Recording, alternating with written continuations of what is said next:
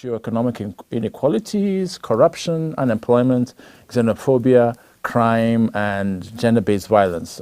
Pretty much ingredients that afflict almost every other African country. Perhaps in South Africa it's especially acute, but it is certainly one of the things that they want to take a look at as they prepare themselves for the peer review, a review of that. So to help all this come into shape, what the South African Institute for International Affairs is seeking to do is to set up a WhatsApp group. It actually has set up a WhatsApp group. I actually joined a couple of hours ago that has invited the youth of the country to participate in the country's upcoming APRM process. Now, this is novel because back in 2007, WhatsApp wasn't really in vogue. So now that with all these new telecommunication systems, it allows for easier communication. So we're very happy to see this WhatsApp group in process. Some of us are on it, and we've seen a lot of obviously South African numbers and some from parts of the continent. They also want to see how the APRM is working and how South Africa can be a part of it. So if you want to find out more about this, you can check out their website, www.aprm-au.org, and also take a look at the Twitter feed as well, at APRMORG, to get some updates on the latest developments around the APRM. So that's all for the APRM Watch today, which is quite a short one, but next week we'll give you a bit more updates on that. We'll be right back with our next update. Welcome back from the break, and I'm always very happy to be giving you an update on Ear on East Africa. And as always, also many thanks to Beverly Ashan for helping produce this segment. So we're going to quickly zoom into different areas. We're going to the electoral body, NEC, has suspended the opposition's election campaign, whereby the main opposition presidential candidate Tundu Lissu, who returned to the country from Belgium after surviving being shot no less than 16 times in 2017. How you can survive that and be alive, I'm not quite sure. But anyway, he's in the news again after having been suspended from election campaign activities.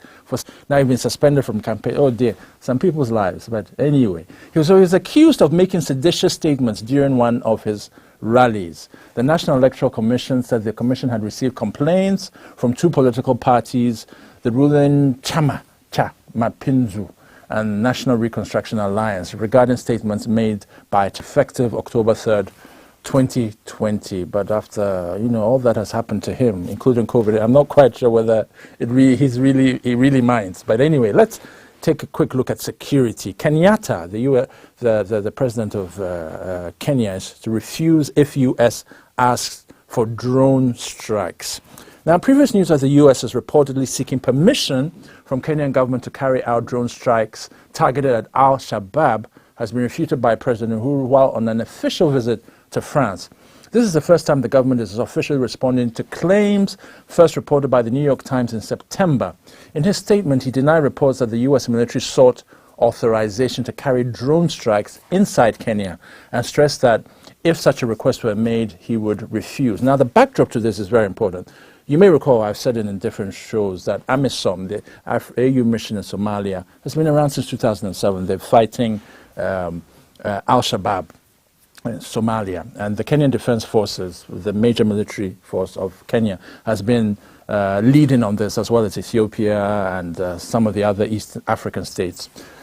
So the backdrop of this is important to understand. In the year in which AMISOM is seeking to draw down on the troops, this can be quite complicated if there's still discussions about drone strikes. But we'll definitely give you an update on this very important development, because as far as we knew, just 3 months before 2020 ends, there was going to be a drawdown of troops around AMISOM. So quite why these developments are happening, we're not quite sure. But it's important to give you an update as and when practicable. So let's quickly turn to UN Tribunal news related to East Africa. A French court ruled on Wednesday that Rwandan genocide suspect Félicien Koubuga should be handed to a UN tribunal for trial. The 84-year-old is accused of establishing the notorious hate radio or Radio Télévision Libre de Mille Collines, which incited people to kill the Tutsi population back in 1994 during the genocide. It is also said to have financed the import of tons of machetes, which were distributed to militias across the country and used to hack many genocide victims to death. Having escaped for 25 years, he was finally arrested in May this year and is expected to face a UN tribunal in Arusha, Tanzania. So a lot of different perspectives, as per usual, on developments around East Africa. We hope to be able to give you many more interesting updates for next time when we return with a fresh new update of AIR on East Africa. Thank you, and we're going to speak to our all-important guest, Etienne Imbula Lawson, right in a minute. We'll be right back.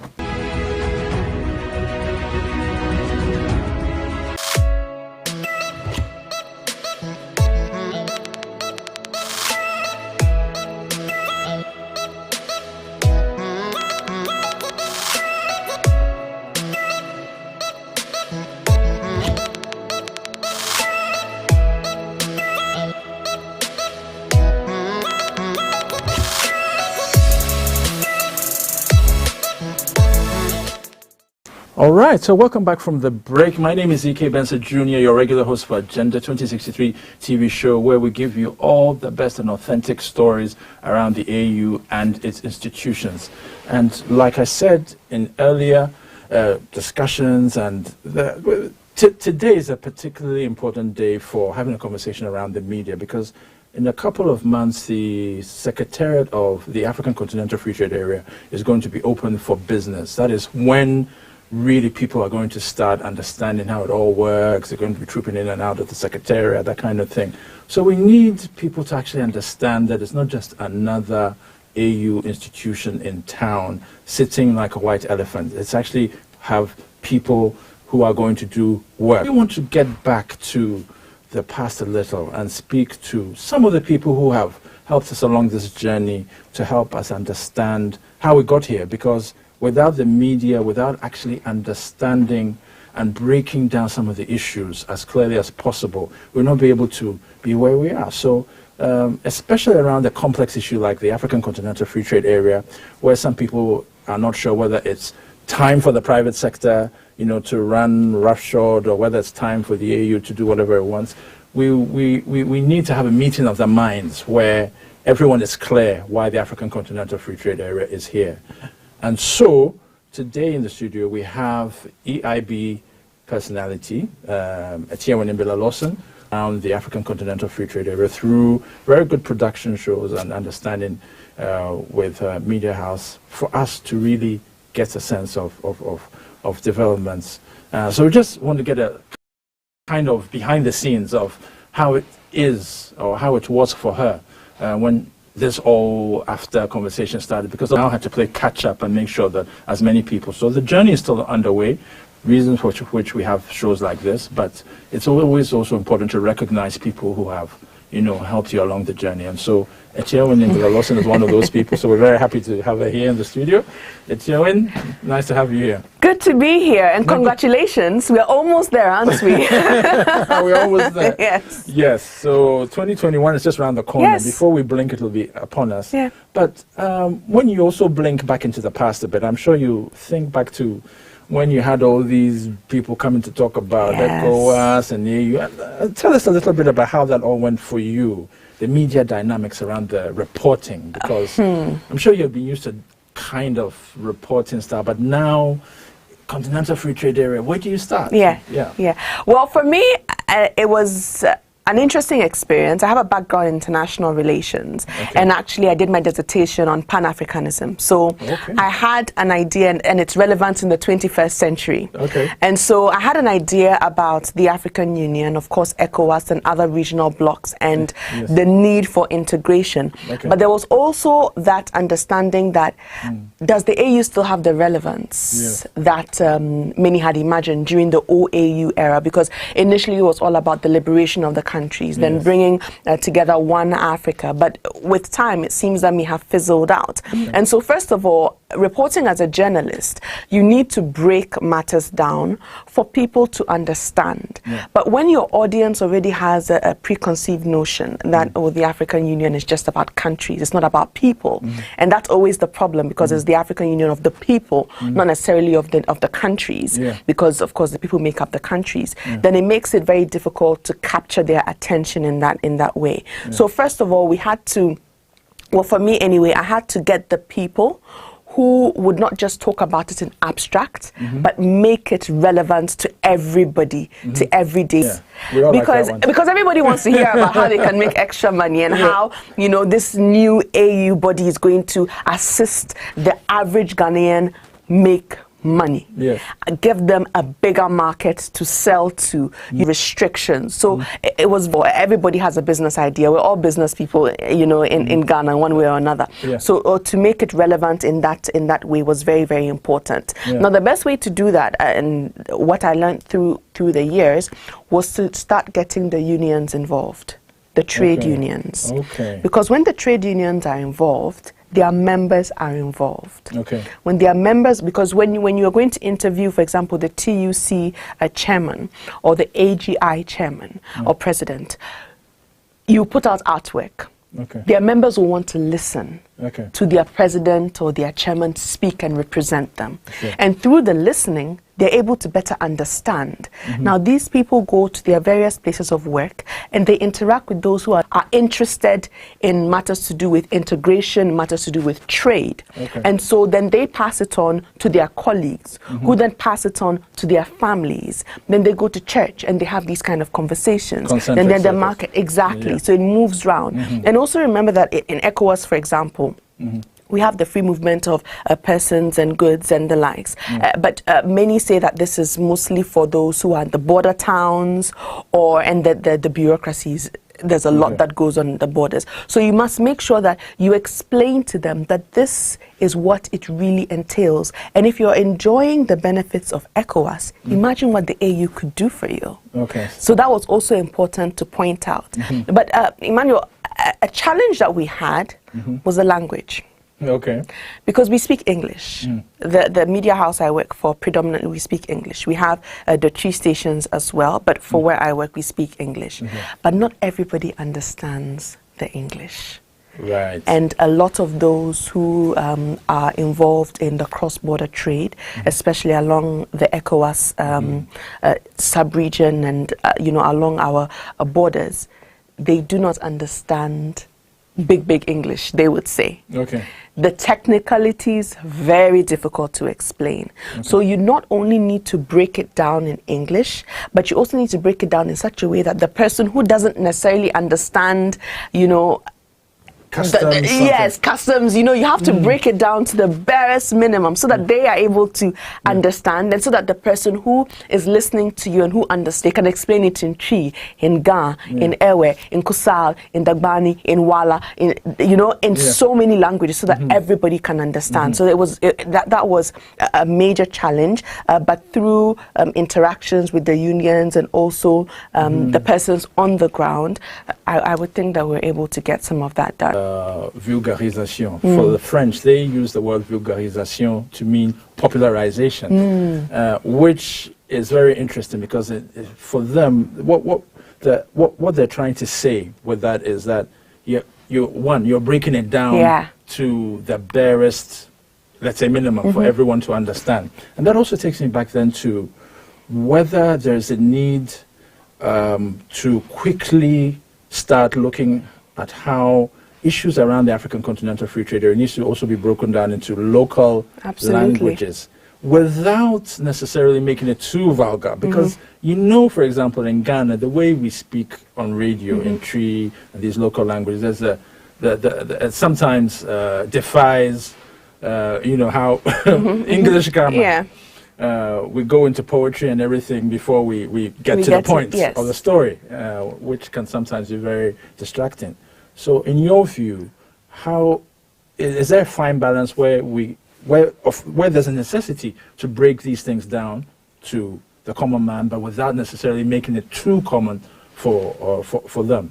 I think that the line between making it common and too common is about the understanding. Yeah. Ultimately, it's about letting the listener or the viewer understand what you are trying to say.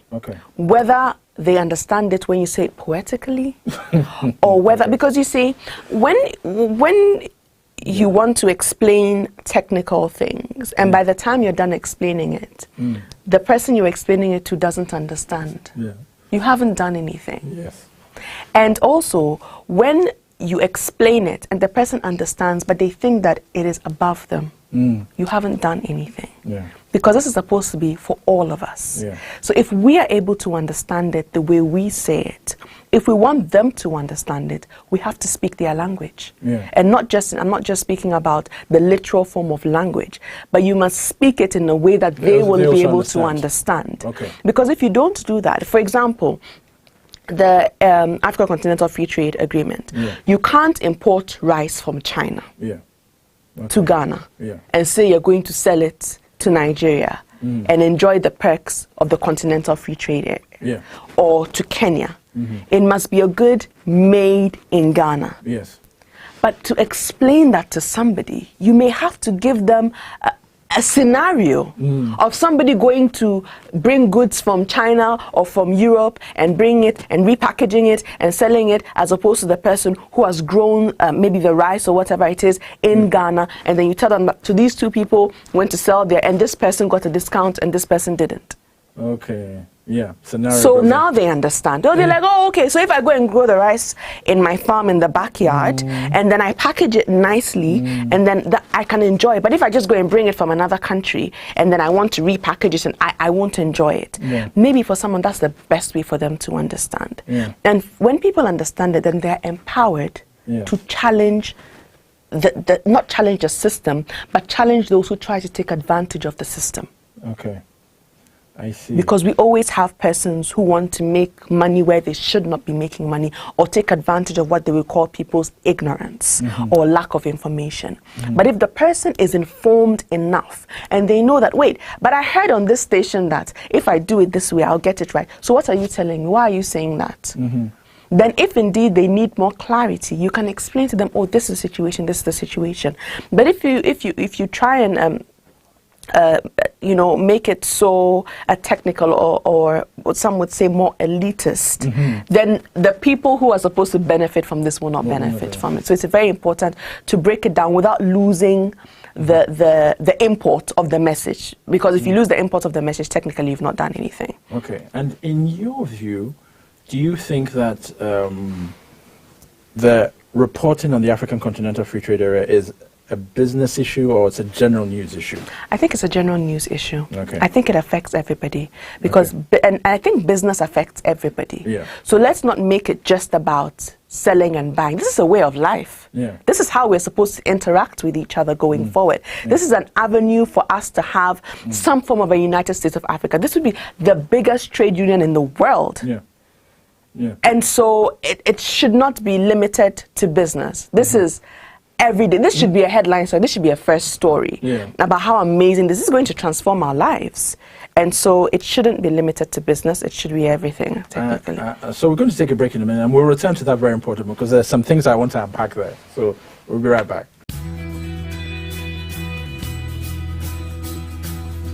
This is Africa's most friendly nation, Ghana. A warm reception awaits you in an environment where you can discover and harness your full potential. Your home is an academic haven lying northeast of the city center, a quick dash from the airport. A spirited community where young, vibrant minds are empowered to express themselves, break academic boundaries, and thrive in an atmosphere of rich culture. This institution represents a whole new world of fun and offers you a variety of activities, facilities, and services geared towards your total development. Believing in the uniqueness of all our students, we encourage them to pursue excellence in integrity. Welcome to the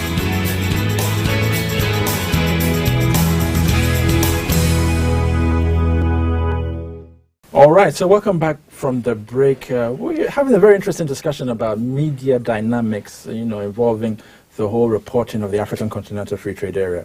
Because at the end of the day, someone has to tell the story, and that is the media. So very happy to welcome back once again. It's Tierwin Imbila-Lawson, who has been at the forefront of discussions around the African Continental Free Trade Area, has joined us on this journey since we started talking about AfTA and so on, and to just help us chart the way forward on what needs to be done very quickly. So we're just, Tierwin, we're just talking about this being a business, AfTA being a business story and, a general news story. In your view, though, in the light of what you've seen with Ghanaian media, what needs to quickly happen so that we move it from it being a segment in business news to mainstream news? I think that first of all, there's nothing wrong with it being a business news story, because that has a market in itself, and so there are people who will greatly benefit. But I think that it always being a business story is a challenge. Now, I want to give a classic example. Normally when we talk about trade between Ghanaians and Nigerians and Lebanese and all those things, they're business stories, right? Unfortunately, however, because of recent challenges we've had with the retail sector and the likes, it becomes a main line story, and then we have analysis on it and the likes. Bad news is not always a headline. But the challenge sometimes is that we talk about AfTA when there's a news conference, when there's a sword cutting, when the secretariat was launched in Accra. That was a huge story. Why? Because the president was there. Yes. You see? And so it became a so what will this mean for the average Ghanaian? What will this mean for the business people? I'm sure you got a number of calls at that time, people wanting to interview you. It was a first story on many media platforms. After that, we're waiting for 2021 before it becomes. So there's a need for constant education, but you see, it needs to be made interesting and attractive. So it's not just about a story. We've done this, AfTA is here, the building has 25 rooms. No. We need to understand, people need to have an interest in it, not just those who are doing business, but Ghanaians need to know that this is going to benefit and affect every aspect of our lives. Whether or not you are directly involved, it's going to affect you directly or indirectly. So it's important for you to listen, and it's important for you to want to know more. I think also we need to go beyond AfTA and look at what AfTA really entails. Because there are a lot of aspects of AfTA that may be controversial, that maybe people want to debate on, but they don't know it exists. Okay. Examples? For example, what I spoke about, Nigeria closed their border. They said that it was partly because of the importation of the flooding of the market of substandard goods, and they spoke about rice and the fact that they want to focus on the local production of rice. Then we have the rules of origin for AfTA. What do they entail? Do the people know? Does that affect what Nigeria has done? Let's look at our retail market. We have local laws. Then we have international protocols. Can we marry the two? Do all the AfTA protocols fall in line with our local laws? Have we looked into that? We need to look into that. We also need to find out from the traders, what are their concerns? When it comes to AfTA, do they feel that their jobs will be taken from them? Because there are concerns of that nature. When there was Brexit, to move a little away, Brexit, a number of people voted for Brexit because they thought that persons from the EU, now the EU because the UK is out, were coming into the UK and taking away their jobs. And so they felt that no. Especially the East Europeans. Exactly. So they felt that no, we're going to vote for Brexit, not Brexit. Some of them are regretting it at the moment, but that's beyond the point. Story. So these are the kind of things that we need. We need to ask ourselves: are we going to have a potential in 20, 30 years, a potential Brexit in Ghana, where we're like, no, we don't want to be part of it anymore because it is not going to be beneficial for us? Do we know entirely what the strengths, weaknesses, and opportunities and threats are, the SWOT analysis? Have we done that? What about AfTA and corruption? Have we looked into that? Where does that all, where does all that fit into AFTA. What about matters to do with disagreements? How are they going to be solved? Who makes up the bodies that are going to resolve these disputes? Do we know? Are they the best? We have, because when we had the retail market concern, some said that go to the ECOWAS courts. What do we have for AFTA? Who makes up those courts? What is the process? We always say that justice delayed is justice denied. Is it going to take 5 years to resolve a situation? These are the things when you tackle after one step at a time, literally you could have headlines for the rest of the year until 2021. So basically talking about different policies around AFTA. Yes. Because even now, as you will know, there are some of us participated in forums where they're talking about AFTA and peace and security. There's no clear linkage necessarily, but the linkage is that freedom of movement is part of peace and security. So if in Somalia they have issues with peace and security, AMISOM is there. The AU mission is fighting. It's been there since 2007. How would you expect Somalia to sign the Freedom of Movement Protocol, which is important for AFTA, and then say that it's also going to trade? It would rather sort out its peace and security issues before trading. Exactly. So I think the point you're making is very clear, and I think it offers a lot of lessons for all of us going forward, all of us that are part of the process, and even ordinary individuals to also begin questioning this whole AFTA, the linkages, because governance, good governance, human rights, and all these things, they need to be had in the whole conversation. And even with that, you hear the politicians speaking. Have you seen any manifesto that talks about AFTA? None. And given that Ghana is the we are hosting the Secretariat. Can you imagine? And the next government, irrespective of who wins, will be spearheading that. Yes, and they will 2021, need to have a policy. We don't hear that. And nobody's asking. That's a headline in itself. That's not business. That is mainline news. Because we know there were concerns raised that the parties are not talking about climate change. We didn't put that in the weather. That was mainline news. So these are matters that affect everybody. And so we need to stop looking at it or presenting it as just business. But something that I think, Emmanuel, part of the reason why it's always been presented as business is because I think there's a seeming lack of training and access to resource. When you hear about AFTA in a classic newsroom, there's an AFTA news conference. Who is going? Business. We don't have... It all boils down to the understanding of that kind of opportunity for people to actually understand that this could mean this and this could mean that. Then when the person comes back from the news conference and they're asked for a story, they look for the only thing they understand, and that is the story. Meanwhile, there may be other matters as important, but because of a lack of understanding, as far as they're concerned. So I guess in wrapping up in the next couple of minutes, what you're trying to say is that there's a lot of work to be done. And I believe what you're also trying to say, that even in the newsroom, there needs to be more people hired now that AFTA has come, because you're going to have people who will need to have skills. For example, yourself, who has a background in international affairs, a master's, to be able to be discerning enough to understand that, okay, AFTA is here. It's not just a business issue, but what are the linkages in the context, let's say, of this, of Ghana, of Nigeria, of this. And so in many ways, it's actually a golden opportunity for lots of professionals to start thinking through, AFTA is here, how does it affect me? So the challenge then going forward, in your view, in the final couple of minutes, how would you, what takeaway would you like to offer the ordinary individual who is listening, who is watching, and also the number of academics and policymakers concerned with the Association of African Universities, because a lot of them do watch this show, and they'll be interested, for example, in a curriculum. One of the shows that we are definitely going to bring on board one of these days will be, what would an AFTA curriculum, for example, look like? So that would be the research academic side, but for example, for your side, the media side,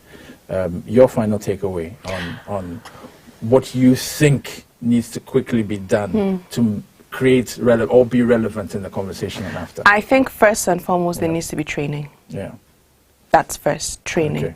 I think there needs to be constant dissemination of information, constant engagement with AFTA And not just after, but those who understand after and what it means. And I think the resource persons also need to avail themselves. I know that you and Louis, the executive director, Louis Yao Aful, are doing an amazing job. You're always available to explain. But we have so many media houses and you are too. So if everybody's calling you, where are you going to go? We need more resource people to explain it and to break it down and to bring the linkages. We're in an election year.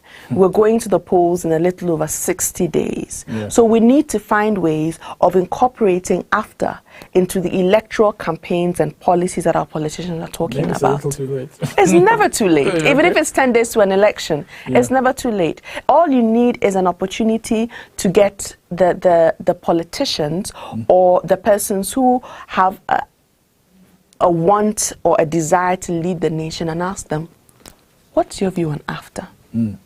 That's all. That's it. Simple 5 words. When you know, because at the end of the day, we are the people, but they will determine a lot of what after will mean for us. So we need to know what they have in store for us. And based on that, it will actually bring a lot of interest. After 2021, or in 2021, when everything is working, then we can now look at the modalities. What is in it? What do we need to possibly tweak? We can even look at that now, but because of the season that we're in, it might be a little bit difficult to get all that done at this time. So let's focus on what we can get done at this time. If we have a presidential debate, I would expect that would be one of the questions that would be asked. Okay. That's a lot of food for thought. So let's hope we have the debater. They can tell us what after means to them and what they're going to do to ensure that Ghana not only holds the secretariat, but Ghanaians benefit and enjoy after. And we finally have that form of unity that we expect to have where from the it. pocket will also matter. Yes, and where I can say that I'm African, proudly African, and this is what Africa has done for me, and I don't feel the need to go anywhere else. COVID is an opportunity for us to also see that maybe... I want to say thank you so very much for taking time out of your very busy schedule, because I know you're very, very busy, to come into the studios and talk to us. And for viewers out there, thank you so much for availing yourself to also take advantage of these important conversations. At the end of the day, Agenda 2063, as a global player, the whole African Continental Free Trade Area is going to be a major part of reminding people, consolidating the view that the AU can become a global player. So we want to say thank you once again, and you can check out all the other videos of Agenda 2063 by checking out the tv.aau, and some great work, and check out the other programs as well. Thank you once again. We hope to see you next time for another very interesting conversation. Make sure that you take a look at your Agenda 2063 booklet every single time that we have this show, though. So have a great day. We'll talk to you next time. Goodbye.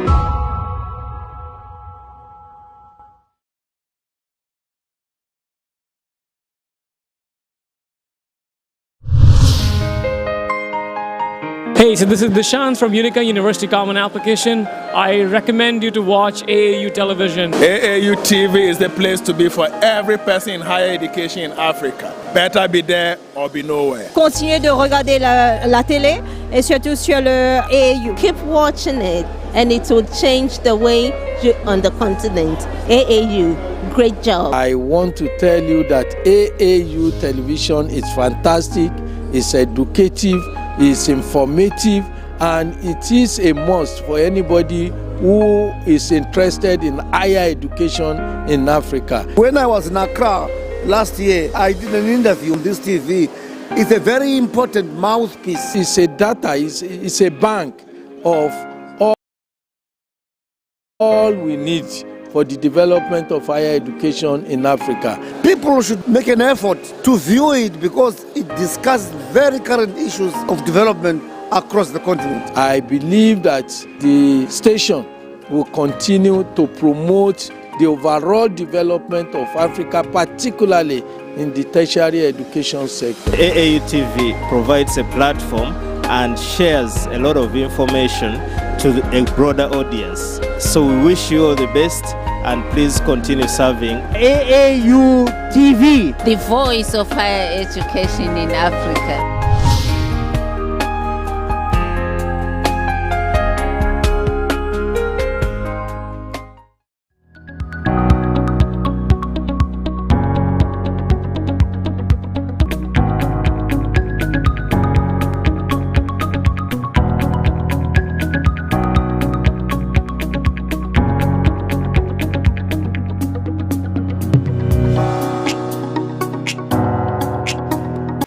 Hello Africa, this is Event Update on AAU TV, the voice of higher education in Africa. Event Update is all about information on upcoming higher education events happening in Africa, and it is brought to you by the Association of African Universities. I am Isabella Teta Hinakwa.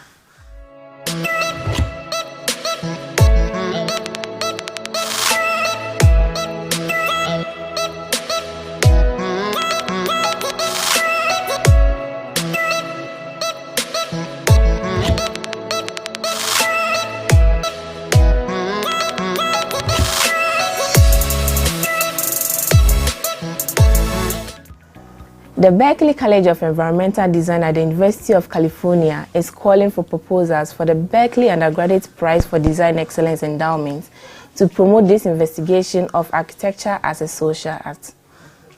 Each year, the committee selects a topic important to the understanding of the interaction of people and the built world that becomes the focus of the essay competition. Students enrolled in any accredited undergraduate or diploma architecture program throughout the world are invited to submit a 500-word essay proposal in English responding to the question before 1st November 2020. Qualified students may also team up with undergraduates from Allied Arts and Social Sciences program and submit proposals in teams of 2. For more information, email info@berkeleyprize.org or visit www.berkeleyprize.org/competition. The World Academy of Sciences, TWAS, is calling for application for the TWAS Research Professor in Least Developing Countries Program 2020. This program is to provide institutions and research groups located in least developed countries with the opportunity to establish long-term links with TWAS members to assist in research activities and advanced training and to help capacity needed. Qualified members will be given an appointment for a period of 5 years to visit the host institution 3 times for a minimum stay of 1 month each time. Interested TWAS members in least developing countries are eligible to apply before 3rd November 2020. Kindly email exchanges@twas.org or visit www.twas.org/opportunity for more information.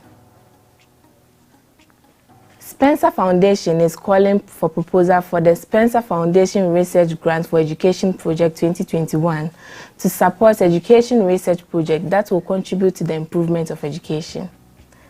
This grant aims to encourage comprehensive, intellectually innovative and technically sound analysis that is important to the most pressing problems and the most persuasive opportunities in education.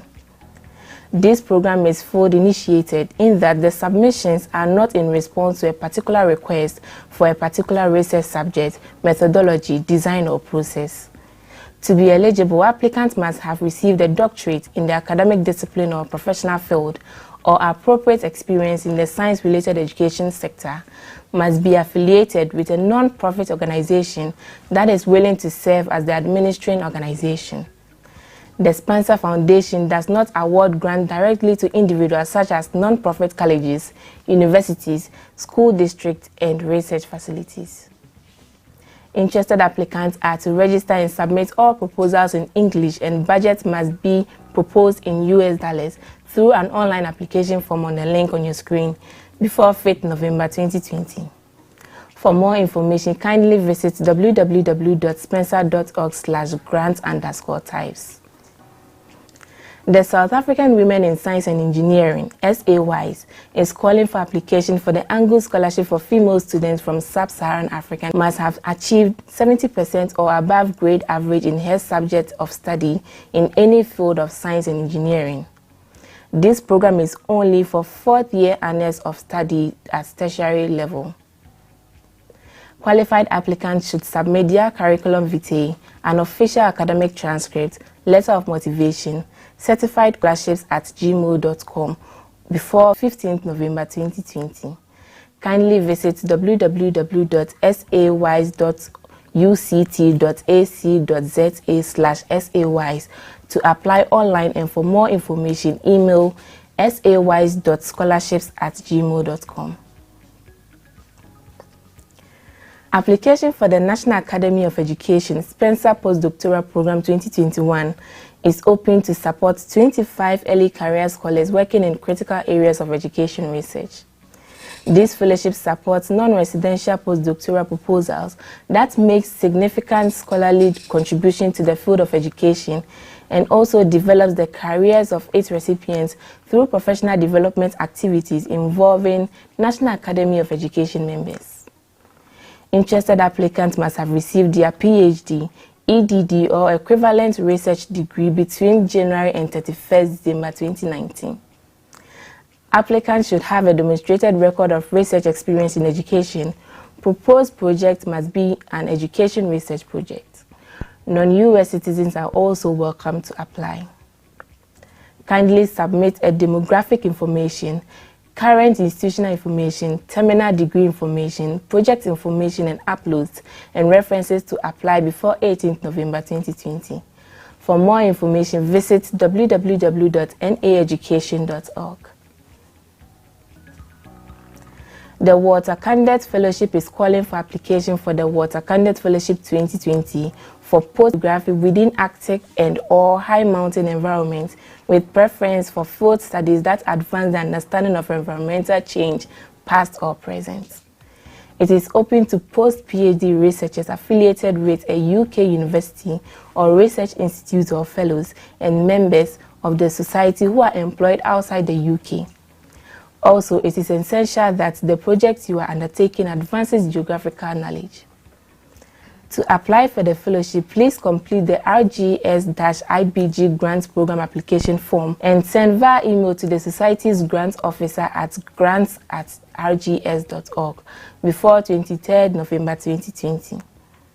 For more information, email enquiries@rgs.org or visit www.rgs.org. That is all for today's update. Event Update is brought to you by the Association of African Universities. Please follow us on our social media platforms at Association of African Universities on Facebook and YouTube, AAUTV_African Universities on Twitter, and AAUTV Official on Instagram. You can also visit our dedicated website at tv.aau.org for more of event updates. I am Isabella Tutahinakwa.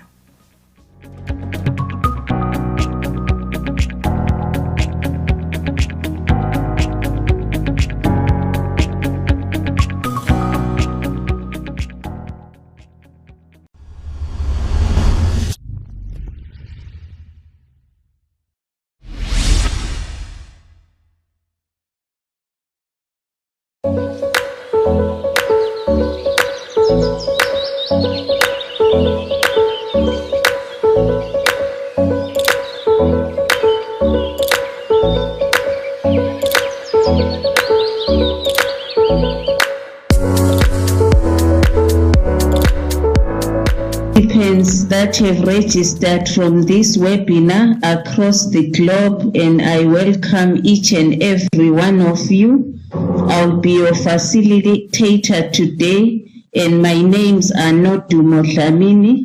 I work for the Association of African Universities here in Ghana as the Director of ICT Services, Communications and Knowledge Management. We have an exciting program today that is just beginning. I'll be taking us through the program. We have a lead presenter who is Dr. Violet Makuku, co-presenters Dr. Rita Makumbi and Mrs. Abigail Zama. We also have technical support from Mr. Kwesi Sam and Miss Irene Duffier. So before my welcome remarks, I'll be calling upon Kwesi to please tell us more about the platform so that the participants are able to use the platform. So Kwesi, I'm calling upon you to please show the participants the important areas of our. Thank you very much, Ms. Nodumo, and may I also welcome everyone who has logged in to the HAQUA Phase 2 webinar. First of all, you would see 4 ports on your screen. One which has the PowerPoint slides, and so that is where the facilitators are going to control their PowerPoint slides. And then also you will see Q&A port, and then a chat port and attendees port as well. Now, the Q&A port is a section where every participant, if you have any question, any contribution to the discussion that will be going on, you kindly go to the port and then you put your questions there. When we get to the Q&A session, the facilitators are going to answer or respond to all your questions and contributions. Now you will also see the chat port.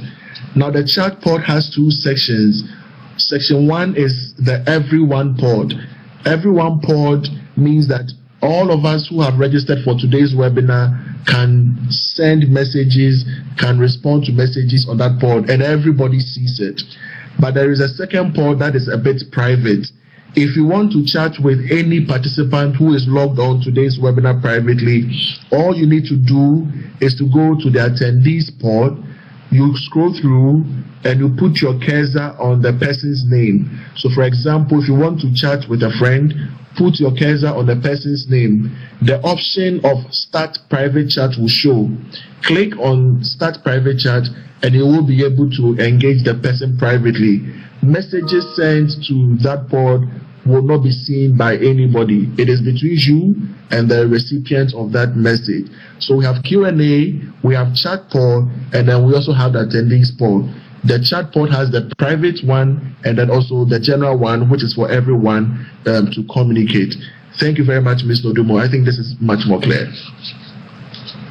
Thank you very much, Kwesi.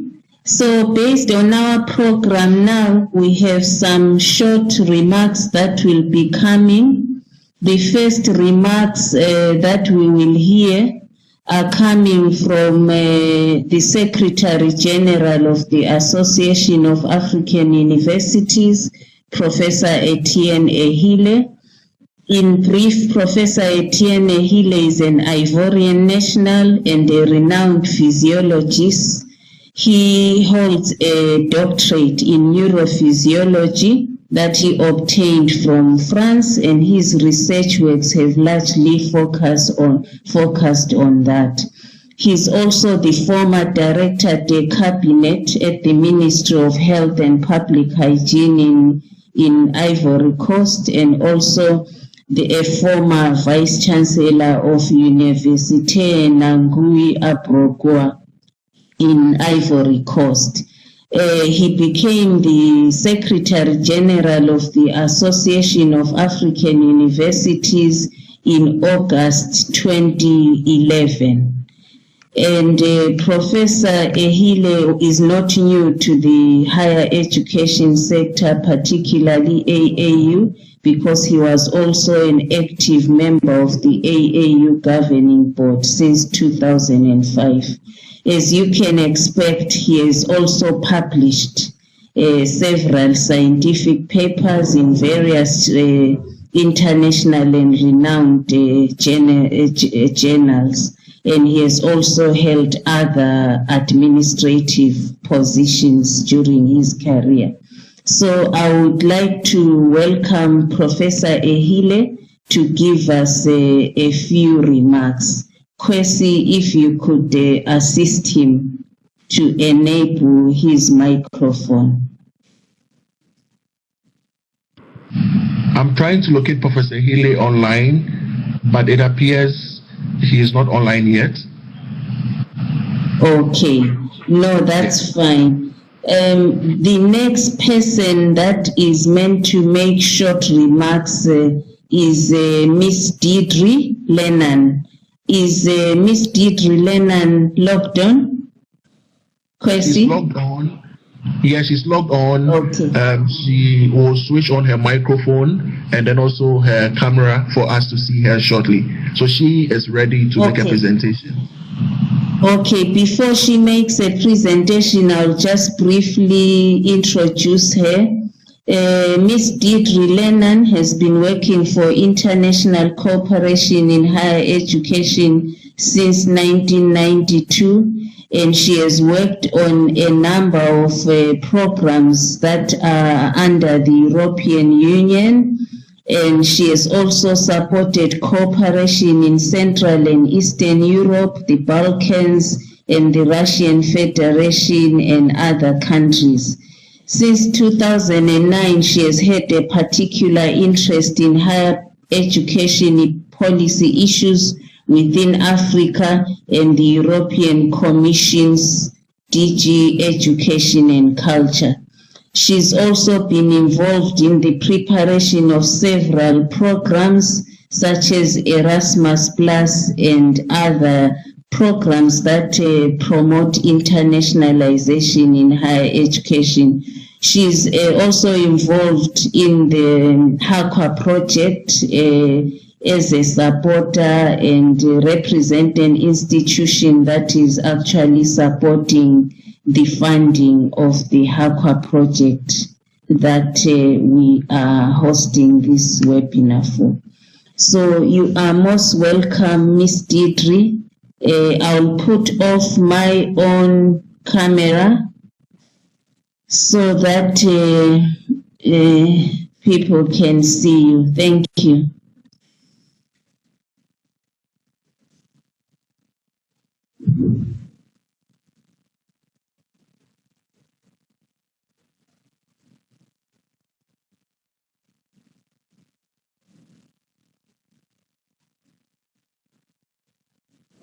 Kwesi? Hello, Ms. Nodumo.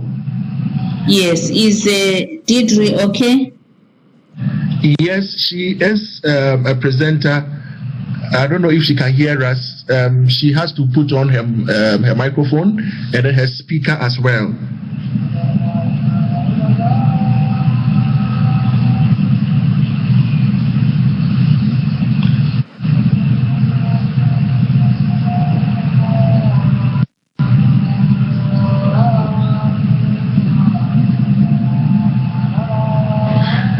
Hello, Deidre, if you can hear us, kindly enable your microphone and then your speaker so you can make your presentation. Thank you.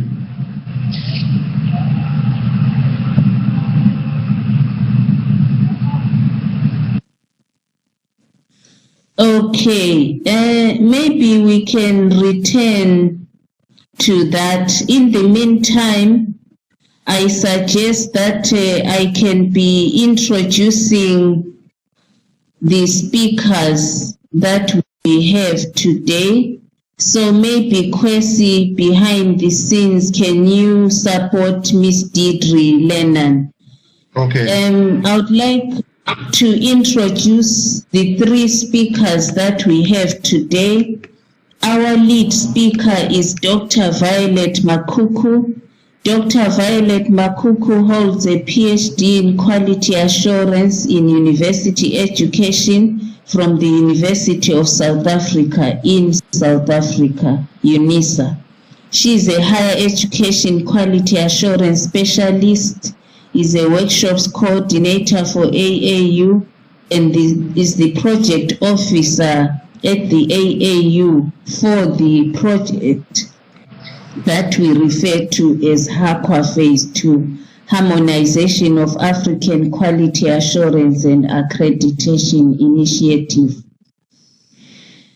Dr. Violet Makuku has been engaged as keynote speaker, guest of honor, and leader of panel discussions in several international higher education events and webinars such as these, including the AAU TV. She has also designed and facilitated continental workshops for higher education personnel to address quality assurance challenges in higher education teaching and learning, quality assurance research, and building the quality culture in several countries. She has participated also in institutional evaluations and is an external program reviewer for national councils of higher education in several African countries. She is a leading external examiner for PhD thesis in higher education quality assurance, teaching and learning, and curriculum. Before joining the AAU, Dr. Makuku was a director of quality assurance at the Bindura University of Science Education, Zimbabwe, and also is a former university lecturer with over 14 years of experience. So please welcome Dr. Makuku, who will be our lead presenter today. She will be supported in her presentations by two ladies. The first one is Dr. Rita Makumbi. Dr. Rita Makumbi is the Director Quality Assurance at Ndege University in Uganda. She holds a Doctor of Philosophy PhD in Management from Kumba University in Uganda. Rita has been teaching and researching at university for the last 11 years. She is actively involved in quality assurance trainings and qualifications framework practices. Currently, Rita is also the president of the East African Higher Education Quality Assurance Network and a chairperson of the Uganda University's Quality Assurance Forum. She has a research interest in education quality assurance, youth engagement and policy, and is a fellow with the Institute of Development Studies, University of Sussex in UK. Kwesi, I think Miss Deidre Lennon has been able to put her video on, so I'll pause here before introducing our third speaker. I would like to welcome you, Deidre, and please give us your remarks. I'll put off my webcam. Thank you. Good afternoon, and I apologize for the problems connecting there. Do you hear me? Deidre, we cannot hear you. Maybe you could speak closer to your microphone. Yes. Do you hear me better now? Yeah, I can hear you, even though it's still very faint, but you can proceed.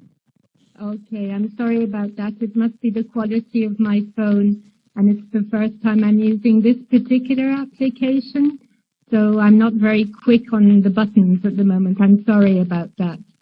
Ladies and gentlemen. No problem. Thank you. I'd like to thank you for allowing me these short opening remarks. And just to say hello to everybody. I hope you're all keeping well in these difficult circumstances. And I'm missing the interaction with the colleagues across the universities in Africa very much. I would just like to say some words to put some sort of political context to the webinar that you're attending today. The European Commission and the African Union Commission are partners. Together We are, at the European Union, we are supporting the African Union's efforts on the harmonization of higher education across the continent, and we're supporting the of education for Africa. Ever since already 6 years at least, we have this partnership, and we found financing which has enabled us to, on the one hand, carry out the Tuning Africa project, which you might know, but also to finance the first phase of HAQUA. And this has been an absolutely incredible initiative, where the associations and the bodies in charge of education on both sides, on both continents, have come together and are cooperating really in a true partnership spirit, and that has been remarkable. In the first phase of HAQUA, there were significant deliverables, standards and guidelines for quality assurance in higher education, training courses for quality assurance agencies, and the implementation of a number of AQRM missions and reviews. So now we're looking ahead for the coming 3 years, and I'm particularly happy to see that, notwithstanding the difficult situation at the moment, activities can still progress using technology in this case, and I think it's important that we keep this momentum going and continue to develop this initiative together. I would like to thank all the colleagues at the Association of African Universities for all the support, initiatives and backing, that they are offering African higher education. I'm very happy that we're going to be working together again for the next 3 years. Thank you very much. Thank you very much, Deirdre. We appreciate the partnership that we have with the European Union Commission, and we look forward to working together. Kwesi, is Professor Ehile in now? Yes, so Professor Ehile is with Dr. Makuku, so he's going to speak through Dr. Makuku's laptop. So I think Prof is ready. Okay. I would like to welcome you, Prof. Ehile. I've already introduced you. I don't know if you are able to put on your camera. I will switch off mine. Just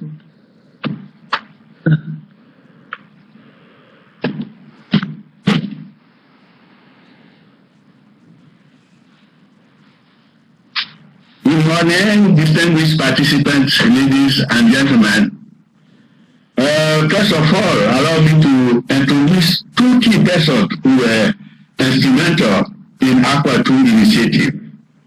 I mean Dr. Beatrice Njenga, the chairperson of today's webinar, who is retired as former head of the Education Division at the Human Resources, Science and Technology at the African Union Commission, and Mrs. Deborah Lennon, who is currently at the Directorate General for Education, Youth, Sports and Culture. Dr. Njenga and Mrs. Lennon, we highly appreciate your presence at this session of HAQUA webinar series, and thank you for your commitment to African higher education development. Ladies and gentlemen, on behalf of the Association of African Universities, the African Union Commission, and on my own behalf, I would like to welcome you to this very important event, which marks the rolling out of the HAQUA Phase 2 chain of activities. African African Union Commission works in partnership with the European Union Commission in this initiative with the O'Brien Observatory as the coordinator and AAU as a member of the consortium. The African Quality Rating Mechanism for Institutional Improvement is a very important quality assurance tool because it helps institutions to continuously improve and learn what is happening at the continental level in support of building the quality culture in universities. It is also special in the sense that it is sharing important information with African universities on the AQLM upcoming event that universities are encouraged to take part in. For those who are taking part in this webinar session but are yet to be AAU members, we encourage you to join AAU membership so that you can enjoy the benefits associated with being an AAU member. On this note, I wish you all a fruitful and successful day as you take part in this activity. Thank you. Thank you very much, Professor Ehile. We appreciate your remarks. I wanted to ask from Kwesi, is Miss Elizabeth Colucci speaking now or she will speak after the presentations? I'm a bit confused, sorry. Is she ready to speak now? Kwesi? We can go ahead with Dr. Makuku's presentation, and after she will make her remarks. Okay, thank you very much. I had introduced Dr. Violet Makuku, who is our lead presenter today. I also introduced Dr. Rita Makumbi, who is the Director of Quality Assurance at Ndejje University in Uganda. I'm now pleased to introduce Mrs. Abigail Zama Anderson. She works for the Kwame Nkrumah University of Science and Technology. She holds bachelor's degrees in management studies and a master's of arts in human resources management, all from the University of Cape Coast here in Ghana. She has been in higher education management since 2004, firstly at the University of Cape Coast as a project officer in the consultancy unit. Then in 2005, she joined Kwame Nkrumah University of Science and Technology, and she is currently an assistant registrar at the Quality Assurance and Planning Unit in the Office of the Vice Chancellor. Abigail assists in maintaining quality assurance in the university and in organizing capacity training in the university. She also coordinates the publication of quality assurance bulletins and basic statistics documents for the university. She is also involved in the development.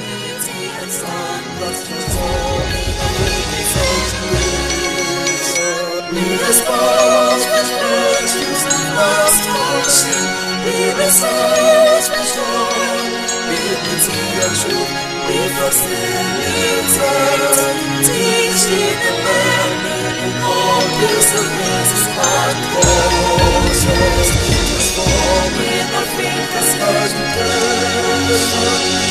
AAU, the pillar of higher learning, spearheading Africa's development. AAU, one of friendship, noble fellowship, partnership for higher education. Africa's intellectual advancement and focus to achieve the freedom goals. We espouse with virtues and love scholarship. We resolve facilitate teaching and learning in all disciplines, and transforming Africa's education.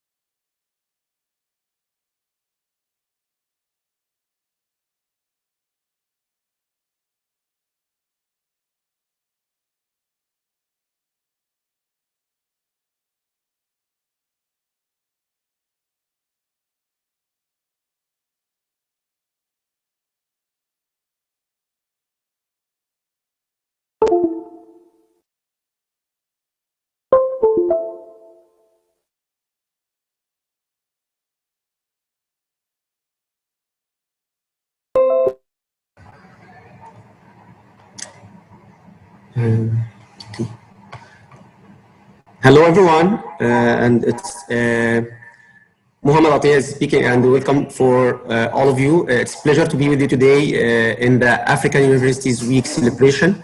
It's from the Association of African Universities under the theme of digital transformation of African higher and tertiary education. We are here from North African Regional Office, and we let me introduce the Regional Director of the Regional North Africa Office of Association of African Universities, Prof. Amani El-Sharif. She is Dean Faculty of Pharmacy of Al-Azhar University, and also she is a Professor of Microbiology and Immunology. Is a board member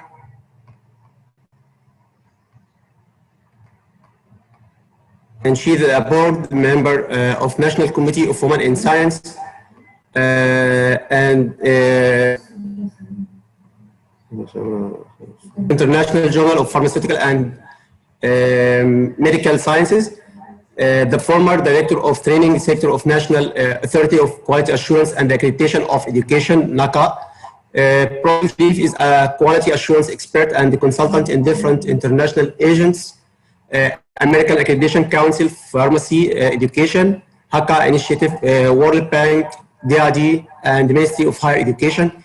She is also a DID alumnus and the founder of different public health awareness initiatives. Prof. Amani, the mic is yours.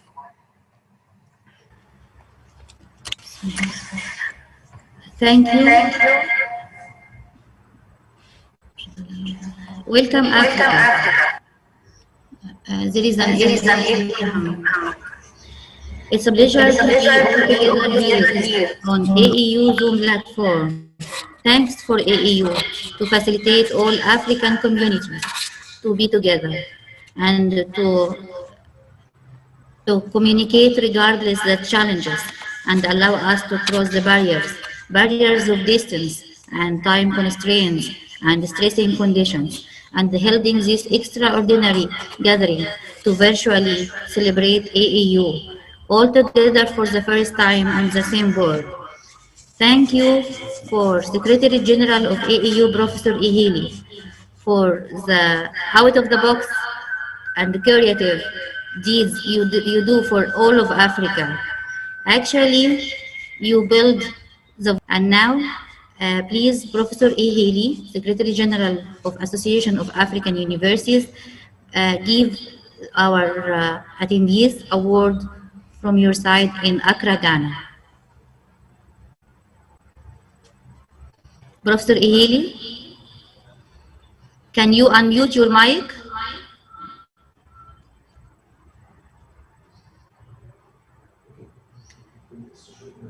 أنت يا محمد اعمل unmute. Okay.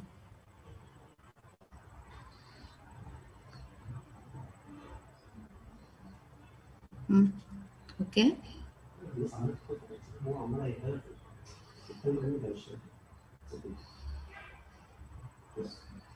خلاص.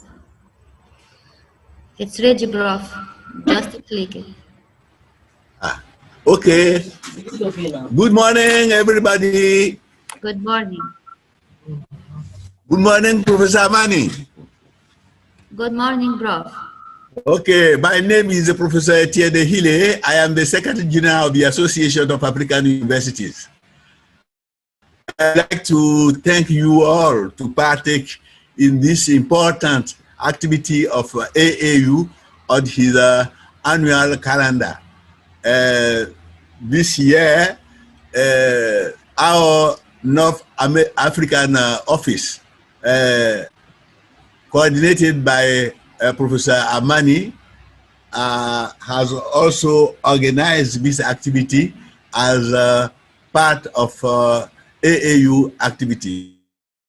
So I thank you all for your participation. I hope that you will be follow up AAU headquarters activities in the same line. Thank you all.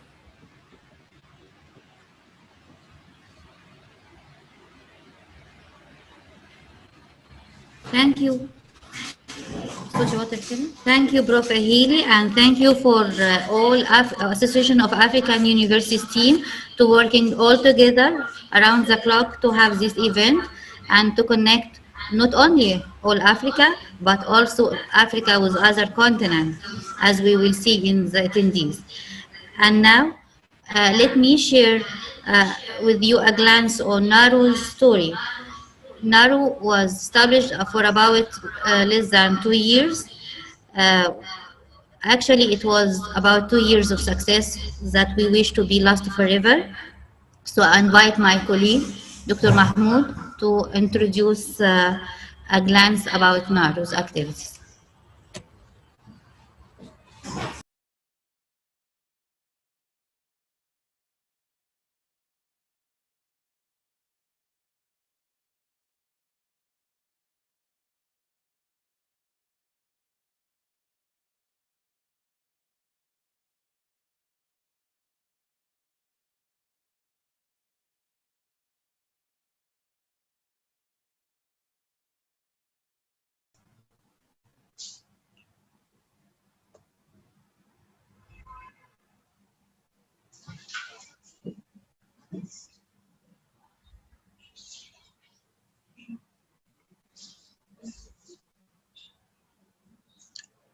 L'Association des universités africaines, l'AUA, la voie de l'enseignement supérieur en Afrique. L'AUA a choisi l'Égypte pour accueillir son bureau régional pour l'Afrique du Nord, NARU. NARU est hébergé par l'une des plus anciennes universités dans le monde, l'Université d'Al-Azhar. En 12 mars 2019, un nouveau règne dans l'enseignement supérieur en Afrique est né par l'inauguration de NARU. NARU a été établi afin d'achever la mission et les objectifs de l'AUA, de lier l'Afrique du Nord à toutes les parties de l'Afrique, pour réaliser le maximum profit de l'adhésion à l'Association des universités africaines et pour favoriser le rôle des gouvernements au niveau régional pour supporter les activités de l'AUA. Afin de réaliser le but de l'AUA, NARU a organisé le premier Olympiade pour les jeunes des universités africaines. Sous le patronage de présidente égyptienne.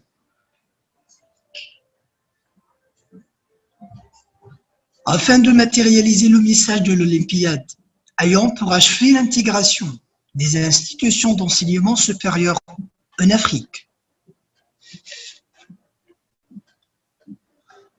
Avec la participation de plus de 600 étudiants africains venant de 27 pays et représentant les 5 régions de l'Afrique. Afin de réaliser les objectifs suivants. Promouvoir la coopération parmi les étudiants des universités africaines.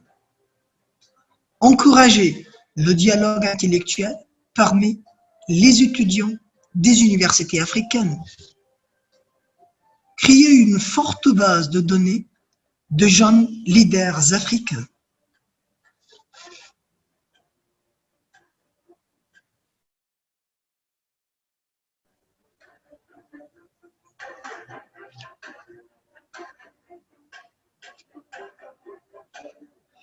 Réseau arabo-africain présente une préoccupation majeure pour l'AUA.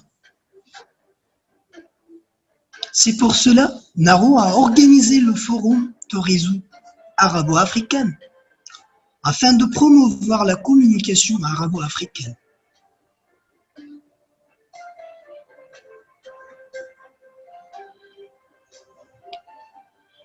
Plus de 130 participants venant de différents pays arabes et africains ont participé au forum.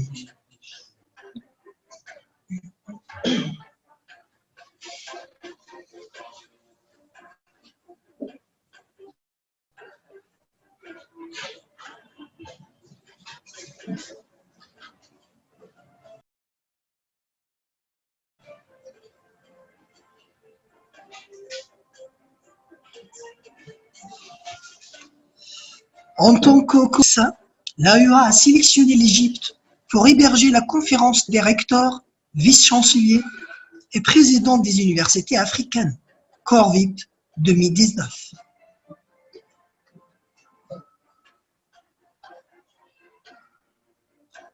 Sur le thème « Le rôle des institutions de l'enseignement supérieur en Afrique dans la promotion de la stratégie continentale de l'éducation ».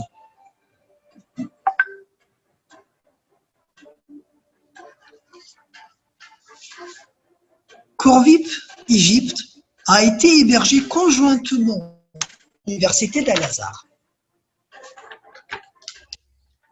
avec la participation de plus de 1574 participants venant de 42 différents pays représentant tous les continents.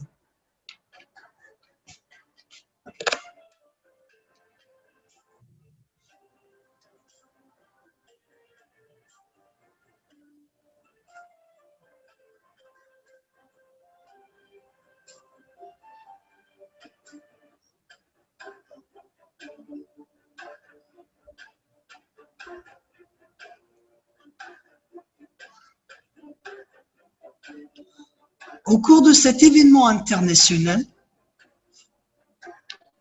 Naro organisait certaines activités culturelles pour les participants, y compris des balades autour des lieux touristiques.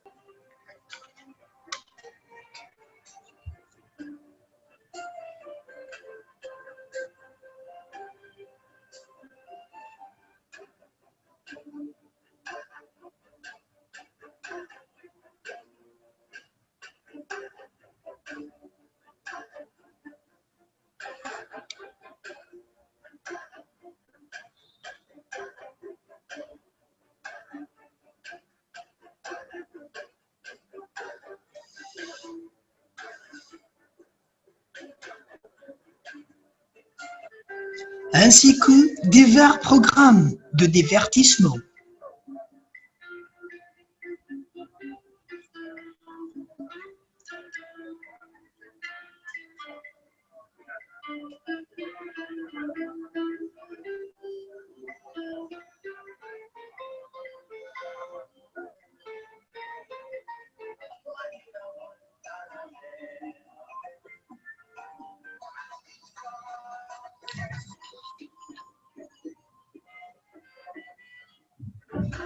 Par égard de la mission de l'AEA, dans le cadre du renforcement des capacités des employés d'enseignement supérieur, Naro a tenu des ateliers comme la connaissance et l'habilité et la qualité dans l'enseignement supérieur au XXIe siècle, le leadership académique, la transparence et la coopération internationale.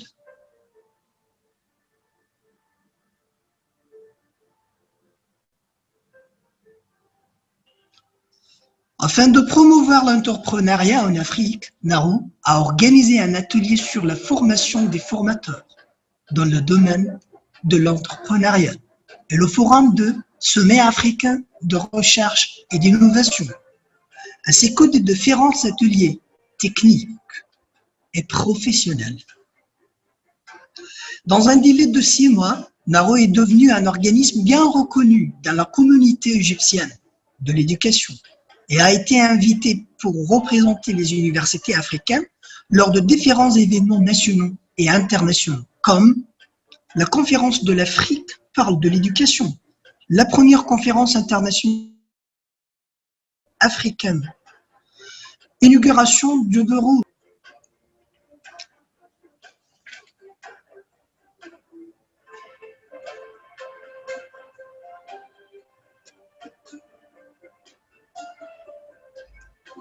Ainsi que la 6e foire internationale du Caire pour l'innovation. En 11 novembre 2019, les activités de la Semaine des universités africaines se sont tenues pour la première fois dans l'Afrique du Nord.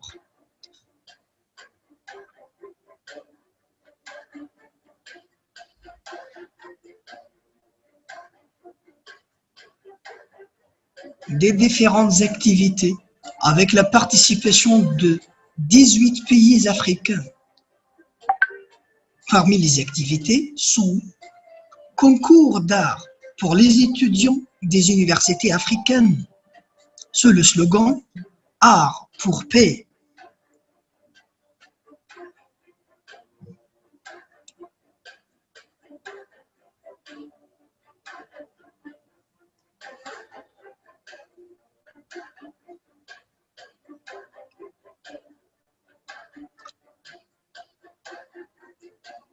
Foire de la culture africaine, sous le slogan « Notre familiarisation et la paix ». 102 étudiants de 18 pays africains, y compris tous les pays de l'Afrique du Nord, ont partagé leur culture, folklore, plats spéciaux, etc. et ont introduit leur pays aux autres afin de découvrir les points communs entre les pays africains.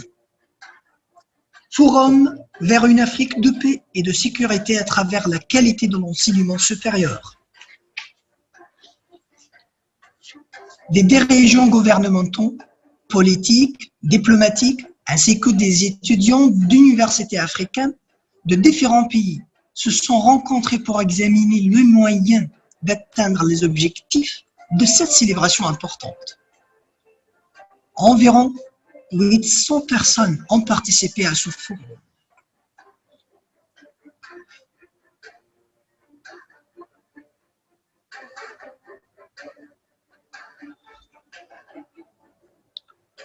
Durant la semaine, des universitaires africains de l'Afrique du Sud ont participé à la célébration et ont partagé leurs points de vue, ainsi que lancement d'un marathon symbolique pour les étudiants des universités, afin de supporter la paix et la sécurité en Afrique.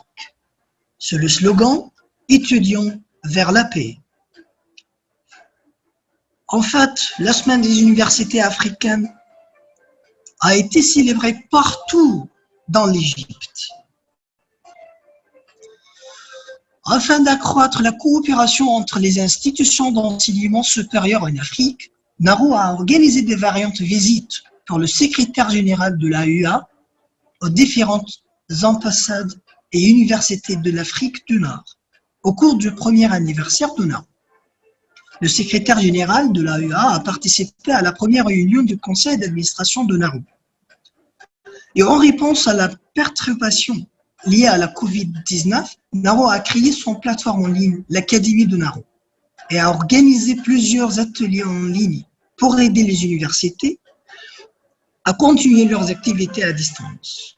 NARO a participé à la réunion virtuelle du conseil d'administration de l'AUA, a co-organisé la première conférence internationale virtuelle sur les sciences pharmaceutiques et médicales, et participé à l'organisation des ateliers Skillsera, et a participé au retour virtuel de la diaspora universitaire africaine 2020. En résumé, NARO est une histoire de près de 2 ans de succès qui va demeurer à toujours. Merci bien. Thanks a lot. Shukran jazila.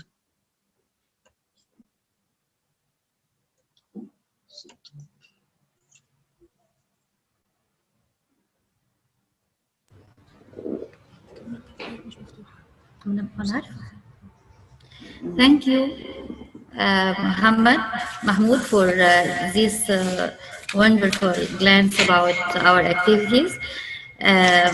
Regarding the theme of this week this year, the digital transformation in African higher and tertiary education, we have the honor to invite, and of course the honor to be, that our invitation to be accepted by Professor Amr Adli. Professor Amr Adli is a former Vice Minister or Deputy Minister of Higher Education and Research. Professor Amr Adli, he has worked as a senior magnetic scientist at LGG Electronics in Michigan, USA, and he also worked in USA as a visiting professor in the University of Maryland. And he worked for the European Union Commission and established and directed the R&D division of the Egyptian Industrial Modernization Center. Professor Amr Adli has got prizes, Egyptian prizes, and all, and the University of Maryland Distinguished Alumni Award and the State Merit Prize in Engineering Sciences and the Presidential First Class Medal of Science and Arts. Professor Adli is the Executive Director of the Egypt Science and Technology Development Fund, and he also served as the Cairo University Vice President for Graduate Studies and Research during 2016 to 2018. Please, all of you, welcome our guest speaker, our honored speaker, Professor Amr Adli, and he will give us a hint about the economic perspective to the digital transformation of African higher and tertiary education, and he is the best man to discuss this lecture. So I'm sure it will be very rich lecture and information to share with us. Welcome, Prof. Adli. Thank you very much, Dr. Amani. A great pleasure and honor for me, of course, to be among the speakers in this very important event, and also to meet all our friends and colleagues from all over Africa.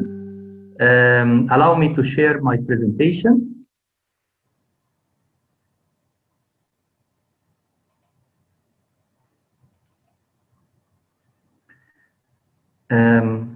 Okay, member of the steering board of AAU North African office. The title of my presentation today would be an economic perspective to the digital transformation of African higher and tertiary education. And actually, it's not only about digital transformation of the education, it's about the need to follow digital transformation throughout our activities in Africa, and maybe we'll give a glimpse on the reasons. The outline of my presentation, it's a brief presentation, about 12 slides. I'd like to stress the main objectives of Africa Agenda 2063, mention some important statistics about Africa and the world, digital transformation of African education, considering it as a perfect catalyst to economic prosperity, and finally I'll state some conclusions and final remarks. Let's focus on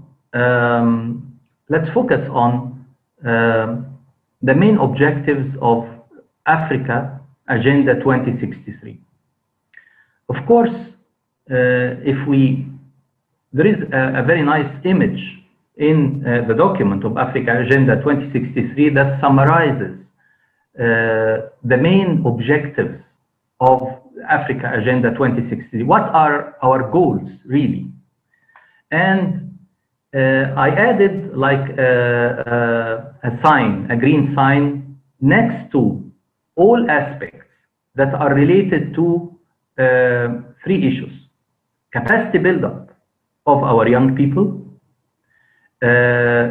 shooting for boosting the national added value and improving the economy, all nations in Africa, and also stressing that there is a goal to improve quality of living of all African people.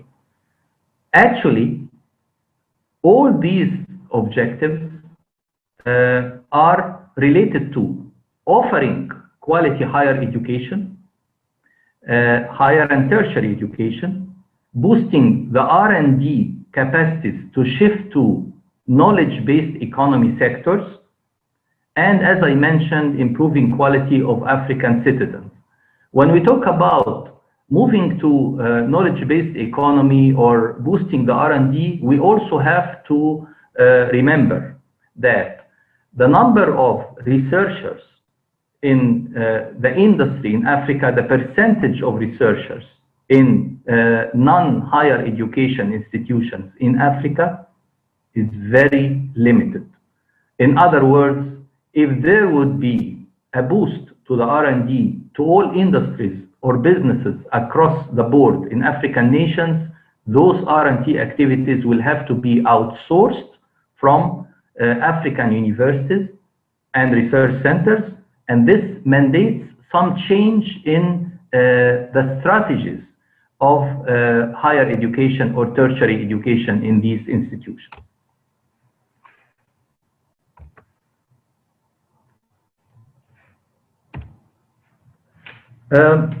Let's also try to recap some important statistics, Africa and the world.